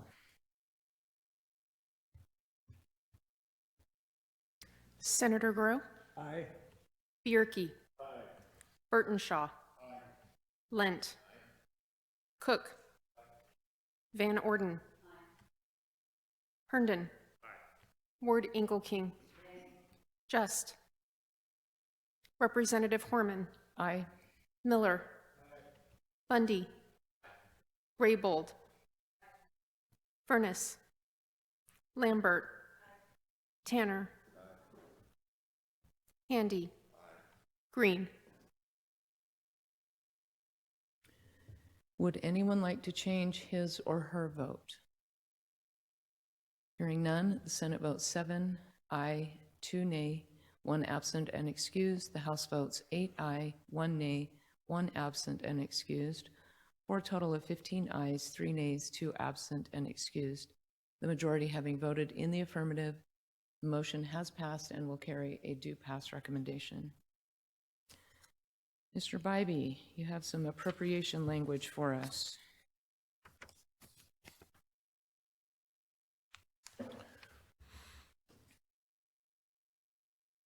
Yes, Madam Chairman. Beginning on page 22 of the Economic Development Packet, and on the screen before you is the standard language that is included in our economic development agencies. I'm going to go through these so that we highlight it on the screen, and I'm going to pause with what used to be the Division of Veterans Services. We had an incorrect fund citation there, and so we deleted that language, so it's not going to be approved in this consent request, and the Division of Veterans Services will address that language when we take their full budget up at a later date. Ditto for ITD. ITD is missing a lot of their standard intent language, and because of the moving pieces and parts with the strategic initiative grant program and how the committee needs to structure those funds, rather than authorize reappropriation authority, we need to wait for a committee decision on several reappropriation languages at ITD, pieces of language at ITD. So that's why you don't see the ITD language updated and reflected here in this packet, but you'll get a chance sometime in mid and the end of February. So let's roll through the packet first.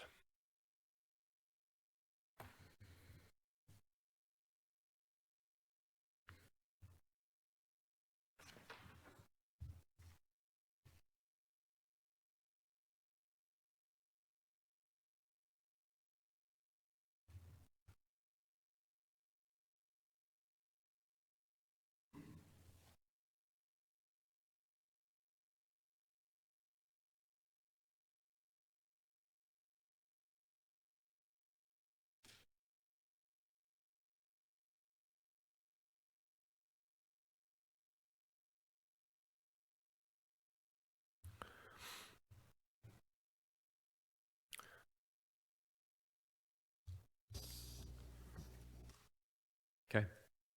Madam President, Chair. Senator Cook. Just a quick question. It's probably correct, but just for my sanity, starting with page 24 through 25, the span is July 1, 2023 to June 30th, 2024. Should that be changed, or is that correct? Mr. Bybee.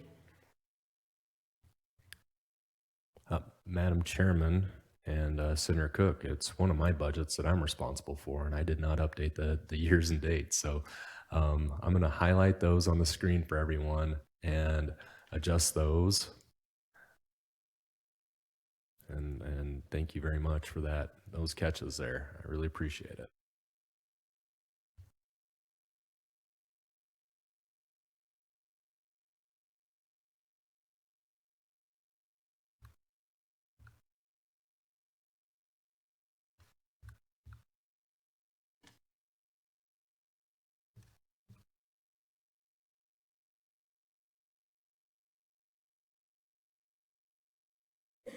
Thank you, Senator Cook. That's the benefit of having 20 sets of eyes on this in addition to our staff. And I need to adjust some other sections of language.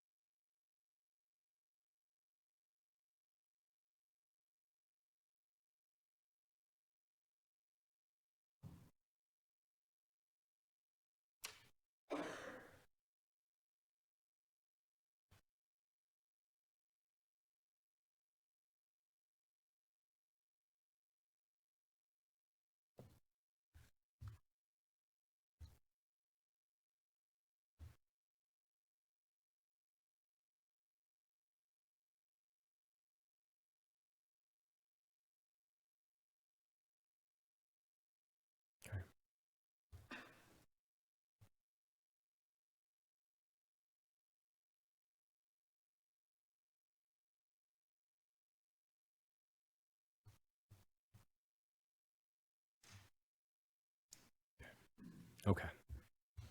Thank you, Mr. Bybee. As all of you know, we are going into and through session down one staffer. So we thank Mr. Bybee, Mr. Tatro, others of our staff who are picking up budget assignments in addition to their normal management workload. And so thank you, Mr. Bybee, for all you're doing. I know you've got a lot on your plate right now. Thank you. Are there other questions or comments about this appropriation language? All right, the motion is in order. Madam Chair, Senator Cook. I request unanimous consent to include the standard appropriation language found in the packet and on the screen with the, including the changes, with the fiscal year 2025 economic development maintenance budget. You've heard the request. Is there an objection? Hearing none, it is so ordered. On to general government.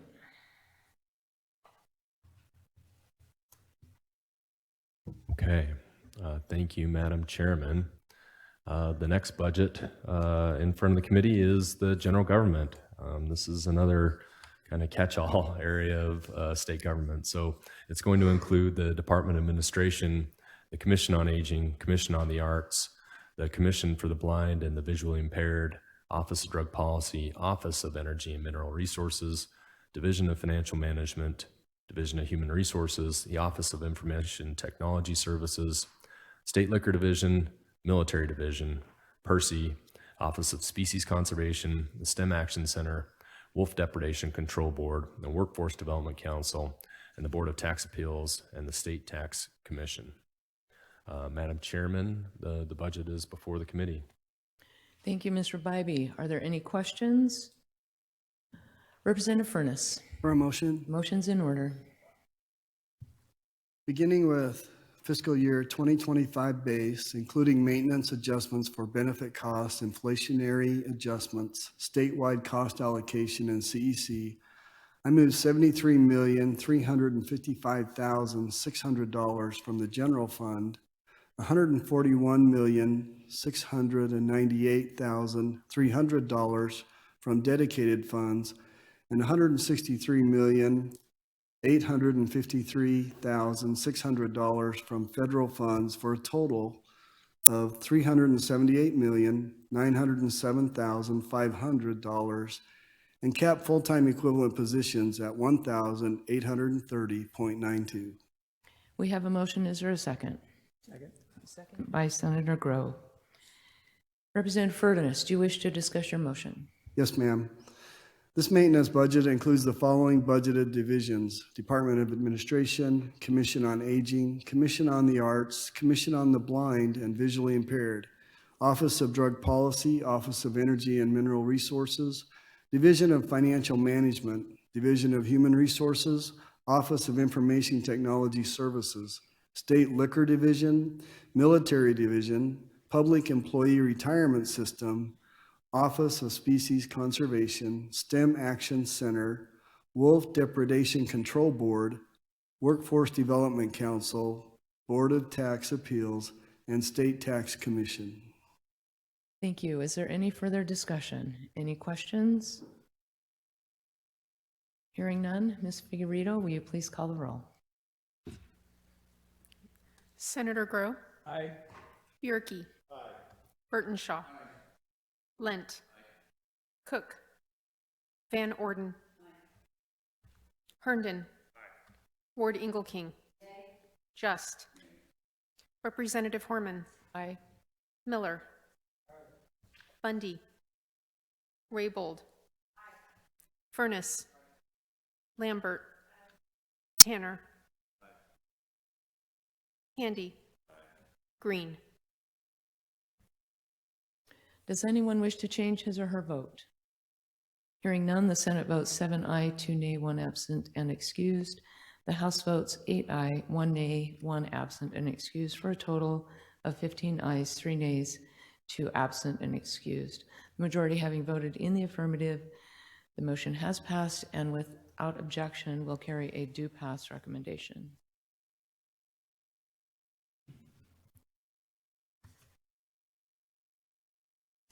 Intent language, Mr. Bybee. Okay, Madam Chairman. So several sections of intent language to go through here. The first few are for the Department of Administration, the Capital Commission, the Office of Energy and Mineral Resources, Reappropriation, State Liquor Division, the Military Division, and for Percy. Are there any questions about the appropriation language on the screen in front of you? Hearing none, Representative Furness. Madam Chairman, I request unanimous consent to include standard appropriation language found in the packet and on the screen with FY 2025 General Government Maintenance Budget. You've heard the request. Is there an objection? Hearing none, it is so ordered. Thank you. Next up, we have the legislative branch. You may recall that in the splitting up of these budgets, we thought it was important to maintain separation of powers with the judiciary, the judicial branch, and the legislative branch. Of course, the others are executive branch. That's why these are separated out in this manner. Mr. Bybee. Thank you, Madam Chairman. The budget before you is for the legislative branch. It includes funding for operations of Legislative Services Office and the Office of Performance Evaluations. Madam Chairman, the budget is for the committee. Thank you, Mr. Bybee. Are there any questions about the legislative statewide maintenance budget in front of you? Mr. Co-Chair. For a motion? A motion. Thank you, Madam Co-Chair. I move beginning with the fiscal year 2025 base, include maintenance adjustments for benefit costs, statewide cost allocation, and CEC. I move $9,181,800 from the general fund and $2,384,700 from dedicated funds for a total of $11,566,500 and cap full-time equivalent positions at 82. You've heard the motion. I will second that motion. Senator Grow, for discussion. Thank you, Madam Chair. This maintenance budget includes the following budgeted divisions: Legislative Services Office and Office of Performance Evaluations. The legislature has a budget of $8,511,000, which is continuously appropriated and is tracked on the general fund daily update to ensure accounting for all funds appropriated from the general fund. Thank you, Senator Grow. Are there any other questions or comments about this budget? Hearing none.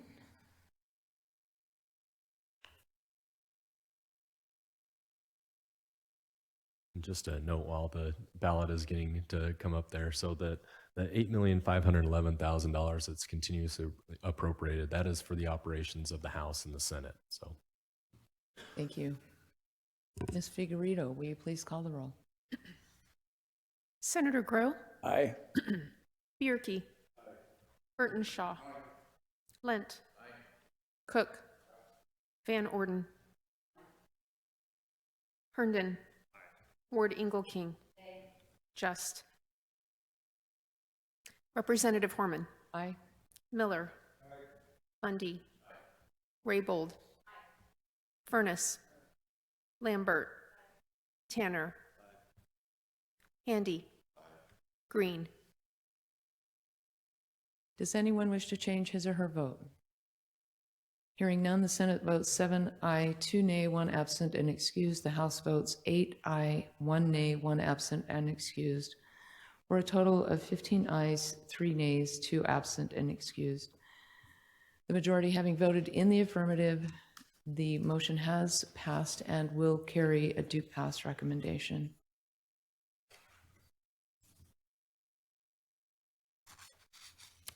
Mr. Bybee, the appropriation language. thank you, Madam Chairman. So several pieces of reappropriation authority for Legislative Services Office and Legislative Technology Fund, or the Legislative Technology Program. So I'll go through the screen here. I actually did my work on this budget, so got these ones. Thanks for your patience on this stuff. Thank you. Are there any questions about the appropriation language shown on the screen? Hearing none. Mr. Co-Chair. Thank you, Madam Co-Chair. I request unanimous consent to include standard appropriation language found in the packet and on the screen with the fiscal 2025 legislative branch maintenance budget. You've heard the request. Is there an objection? Hearing none, it is so ordered. Next up, we have the judicial branch statewide maintenance. Mr. Bybee. Thank you, Madam Chairman. Third branch of government here, the judicial branch includes court operations, the guardian ad litem program, and also the judicial council budget. Madam Chairman, this budget is before you. You have the judicial branch statewide maintenance budget in front of you. Are there any questions? Motions. Representative Raybold. Madam Chair, for a motion. Motions in order. Beginning with the FY 2020 base, including maintenance adjustments for benefit costs, statewide cost allocation, and CEC, I move $60,654,700 from the general fund, $25,875,300 from dedicated funds, and $1,944,300 from federal funds, for a total of $88,474,300. And a cap on the FTPs, I believe. Madam Chair, this particular budget does not come with a cap, as the courts are typically an estimated number of FTPs, but we do not necessarily include a cap as part of their budget. Mr. Bybee, do you want to explain why that's on our motion sheet then? Madam Chairman, it was user error again on my behalf. So thanks for the quick eyes of Representative Raybold, and we're off and running here. Thank you. Thank you, Representative. We have a motion on the table minus the language about the FTPs. Is there a second? Second by Senator Bierke.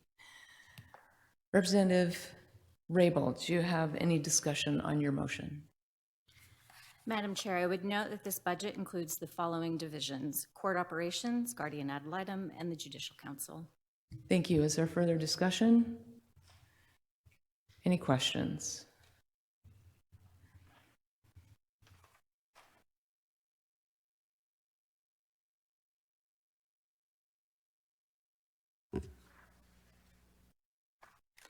Ms. Figueredo, will you please call the roll? Senator Grow. Aye. Bierke. Burtonshaw. Lent. Cook. Van Orden. Herndon. Ward Engelking. Just.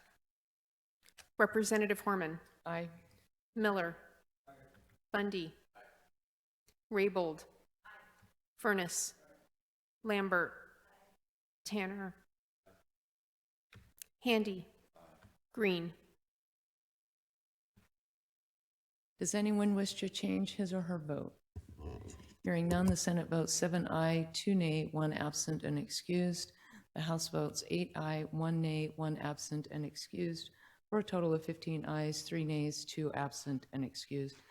The majority having voted in the affirmative, the motion has passed, and without objection will carry a due pass recommendation.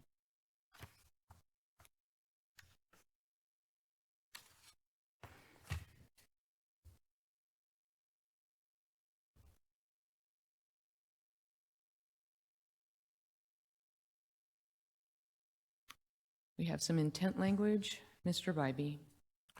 Thank you, Madam Chairman. The judicial branch has 3 sections of standard intent language. The first one exempts them from section 67, 35, 11, 1, 2, and 3, allowing unlimited transfers between object codes and programs. Provide reappropriation authority for the $18.9 million authorized from American Rescue Plan Act funds, and then judges' retirement contributions. You have the language in front of you. Are there any questions? Representative Raybold. Madam Chair, I request unanimous consent to include standard appropriation language found in the packet and on the screen with the FY 2025 Judicial Branch Maintenance Budget. You've heard the request. Is there an objection? Hearing none, it is so ordered. Last but not least, we have the Constitutional Officers Statewide Maintenance Budget. Mr. Bybee. Thank you, Madam Chairman. Constitutional officers are going to include the Executive Office of the Governor, the Lieutenant Governor, Attorney General, State Controller, Secretary of State, and State Treasurer. Madam Chairman, this budget is going to include those standard maintenance items that we've been covering all day, and I would be happy to answer any questions about this budget. Thank you, Mr. Bybee. Are there any questions from the committee? Representative Tanner. Thank you for a motion. Motion's in order. Beginning with FY 2025 base, including maintenance adjustments for benefit costs, inflationary adjustments, statewide cost allocations, and CEC, I move $53,643,500 from the general fund, $15,162,600 from dedicated funds, and $3,248,900 from federal funds, for a total of $72,055,000, and show full-time equivalent positions of 430.50. Thank you. That's a cap on the full-time positions. I wanted to make sure, are we actually capping, do we have the ability to cap the executive, or are they similar with as the judicial side? Mr. Bybee. Madam Chairman, Representative Tanner, we do cap the full-time equivalent positions at these executive officers. Thank you. Will you restate that last phrase then on the sentence, Representative Tanner? Yeah, thank you, Madam Chair. And cap full-time equivalent positions at 430.50. Thank you. We have a motion. Is there a second? Second by Senator Herndon. Representative, do you have any discussion on your motion? Yeah, thank you, Madam Chair. The maintenance budget includes the following constitutional officers: Executive Office of the Governor, Lieutenant Governor, Attorney General, State Controller, Secretary of State, and State Treasurer. Thank you. You've heard the discussion. Are there further questions or discussion?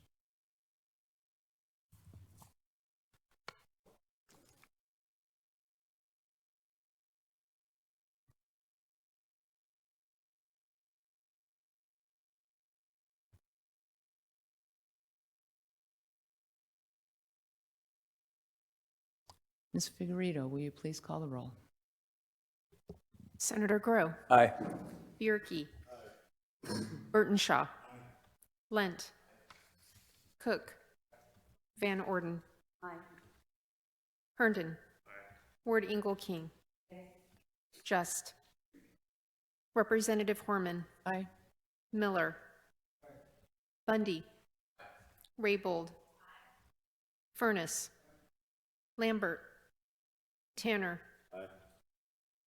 Handy. Green. Would anyone like to change his or her vote? Hearing none, the Senate votes 7 aye, 2 nay, 1 absent and excused. The House votes 8 aye, 1 nay, 1 absent and excused, for a total of 15 ayes, 3 nays, 2 absent and excused. The majority having voted in the affirmative, the motion has passed and will carry, without objection, will carry a do pass recommendation.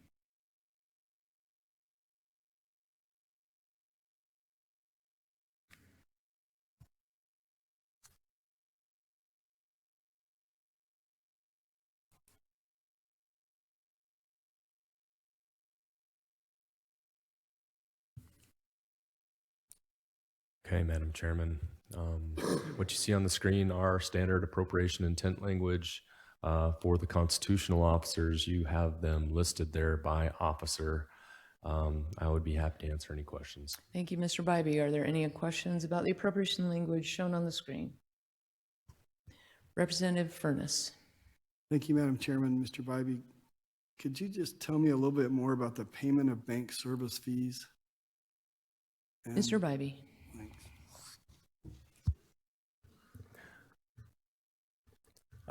Madam Chairman and Representative Furness, I'm trying to go through my memory bank of why we limit the amount of bank service fees payment for the state treasurer.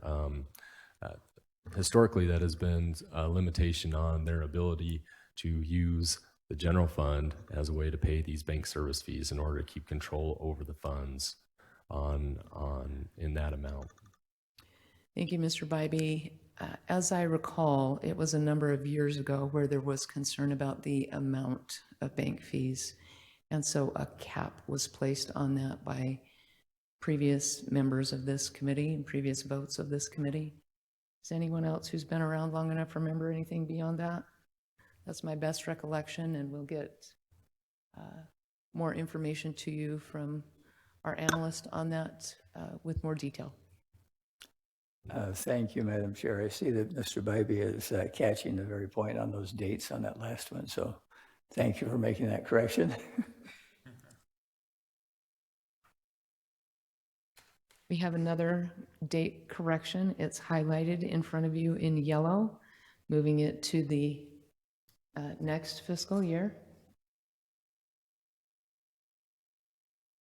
Are there any additional questions about any of this intent language? Representative Tanner. Yeah, I request unanimous consent to include standard appropriation language found in this packet and on the screen with the changes made for the fiscal 2025 constitutional officers maintenance budget. Thank Madam you. Chair, Representative Furness. it looks like there's another error. It just left my screen, but it was right there. He found it. Thank you. Representative Tanner, will you withdraw your request and we'll restate it as soon as we see the correction? Do I need a unanimous request to withdraw, or do I Just withdraw your unanimous consent request. Madam Chair, I withdraw my unanimous consent request. Trying to make sure we're doing everything appropriately here. We have one additional change in the state controller's appropriation language, an update to the fiscal year 2024.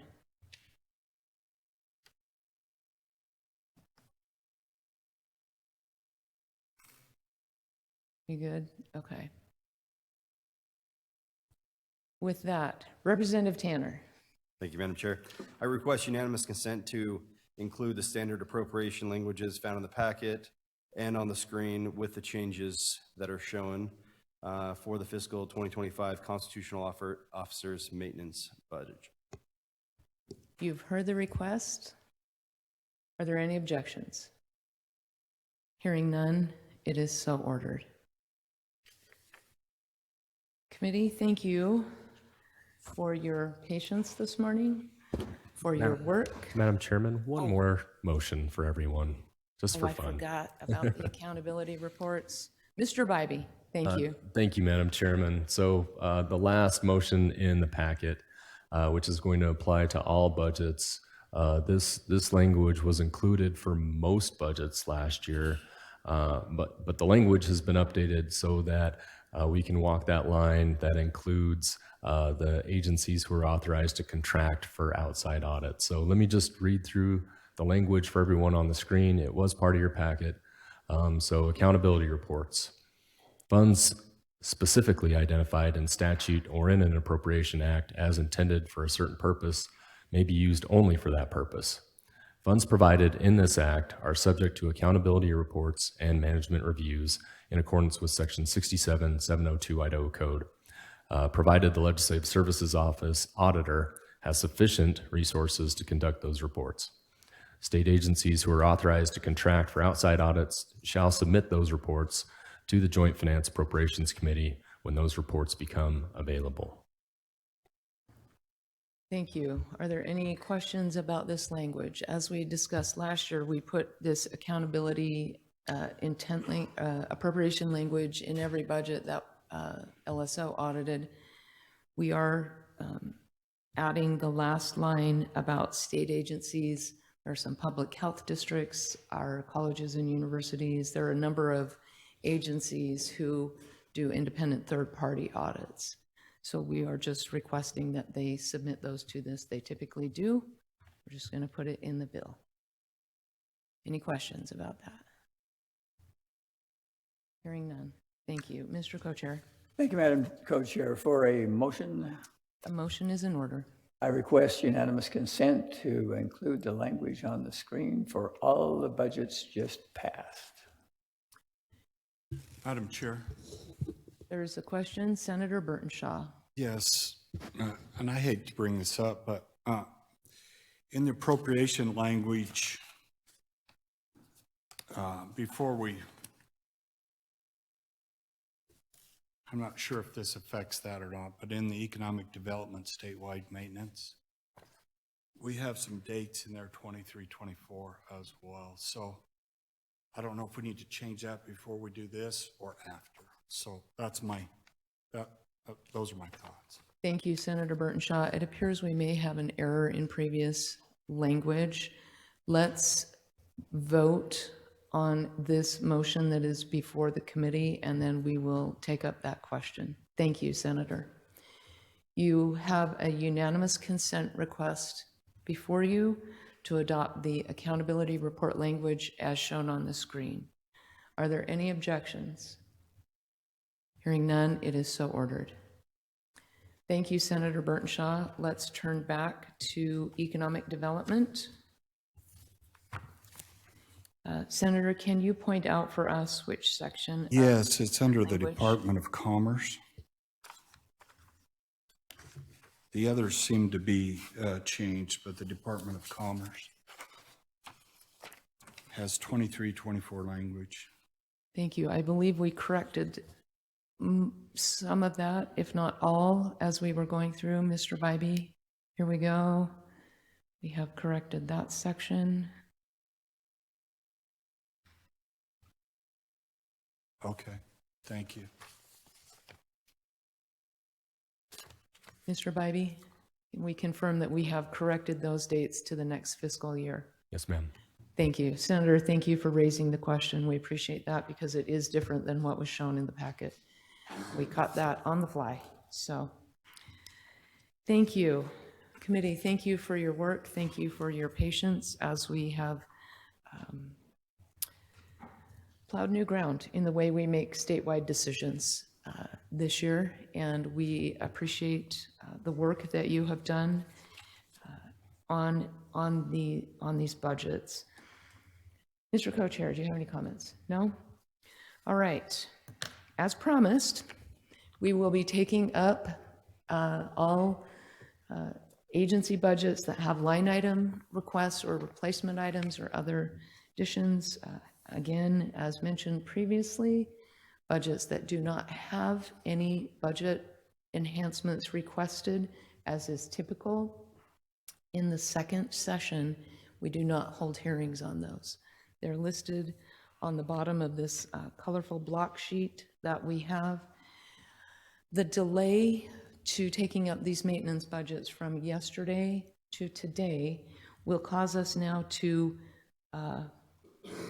have to condense the budgets we were to take up starting today into the rest of the week. Mr. Bybee will get that schedule out and published today so that everyone knows which budget will be considered on which day this week. We hope to catch up so that on Monday, January 22nd, we can resume the schedule as posted. But we are going to have to condense 4 days worth of budget work now into 3 days for this week. Mr. Bybee, do you have anything to add to that? Madam Chairman, I don't at the moment. I'm going as fast as I can on this stuff, so I'll get caught up this afternoon. We'll get that out to you later today and get it posted as soon as we can. But Historical Society, Commission for Libraries, and Office of Drug Policy were supposed to be heard today. They will be heard tomorrow, and we'll make adjustments with the rest of them from there. Are there any questions from the committee? These, again, these budget hearings will include the shortened version of a presentation by each of our analysts with some trend data, some historic data, as you saw at the JFAC fall meetings, and then the opportunity for the agency directors to stand in front of the committee, respond to any questions we have. I would encourage you to get online tonight. Their PowerPoints have been submitted. I believe they're uploaded into SharePoint and online. You might want to take a look at those today before the hearings tomorrow, because that will be the basis. We're hoping to have more of a discussion in here than a lecture. We are hoping for more interactive back and forth. So take a look at that as you prepare for tomorrow. There is no other business to come before the committee. We stand adjourned until 8 o'clock tomorrow morning.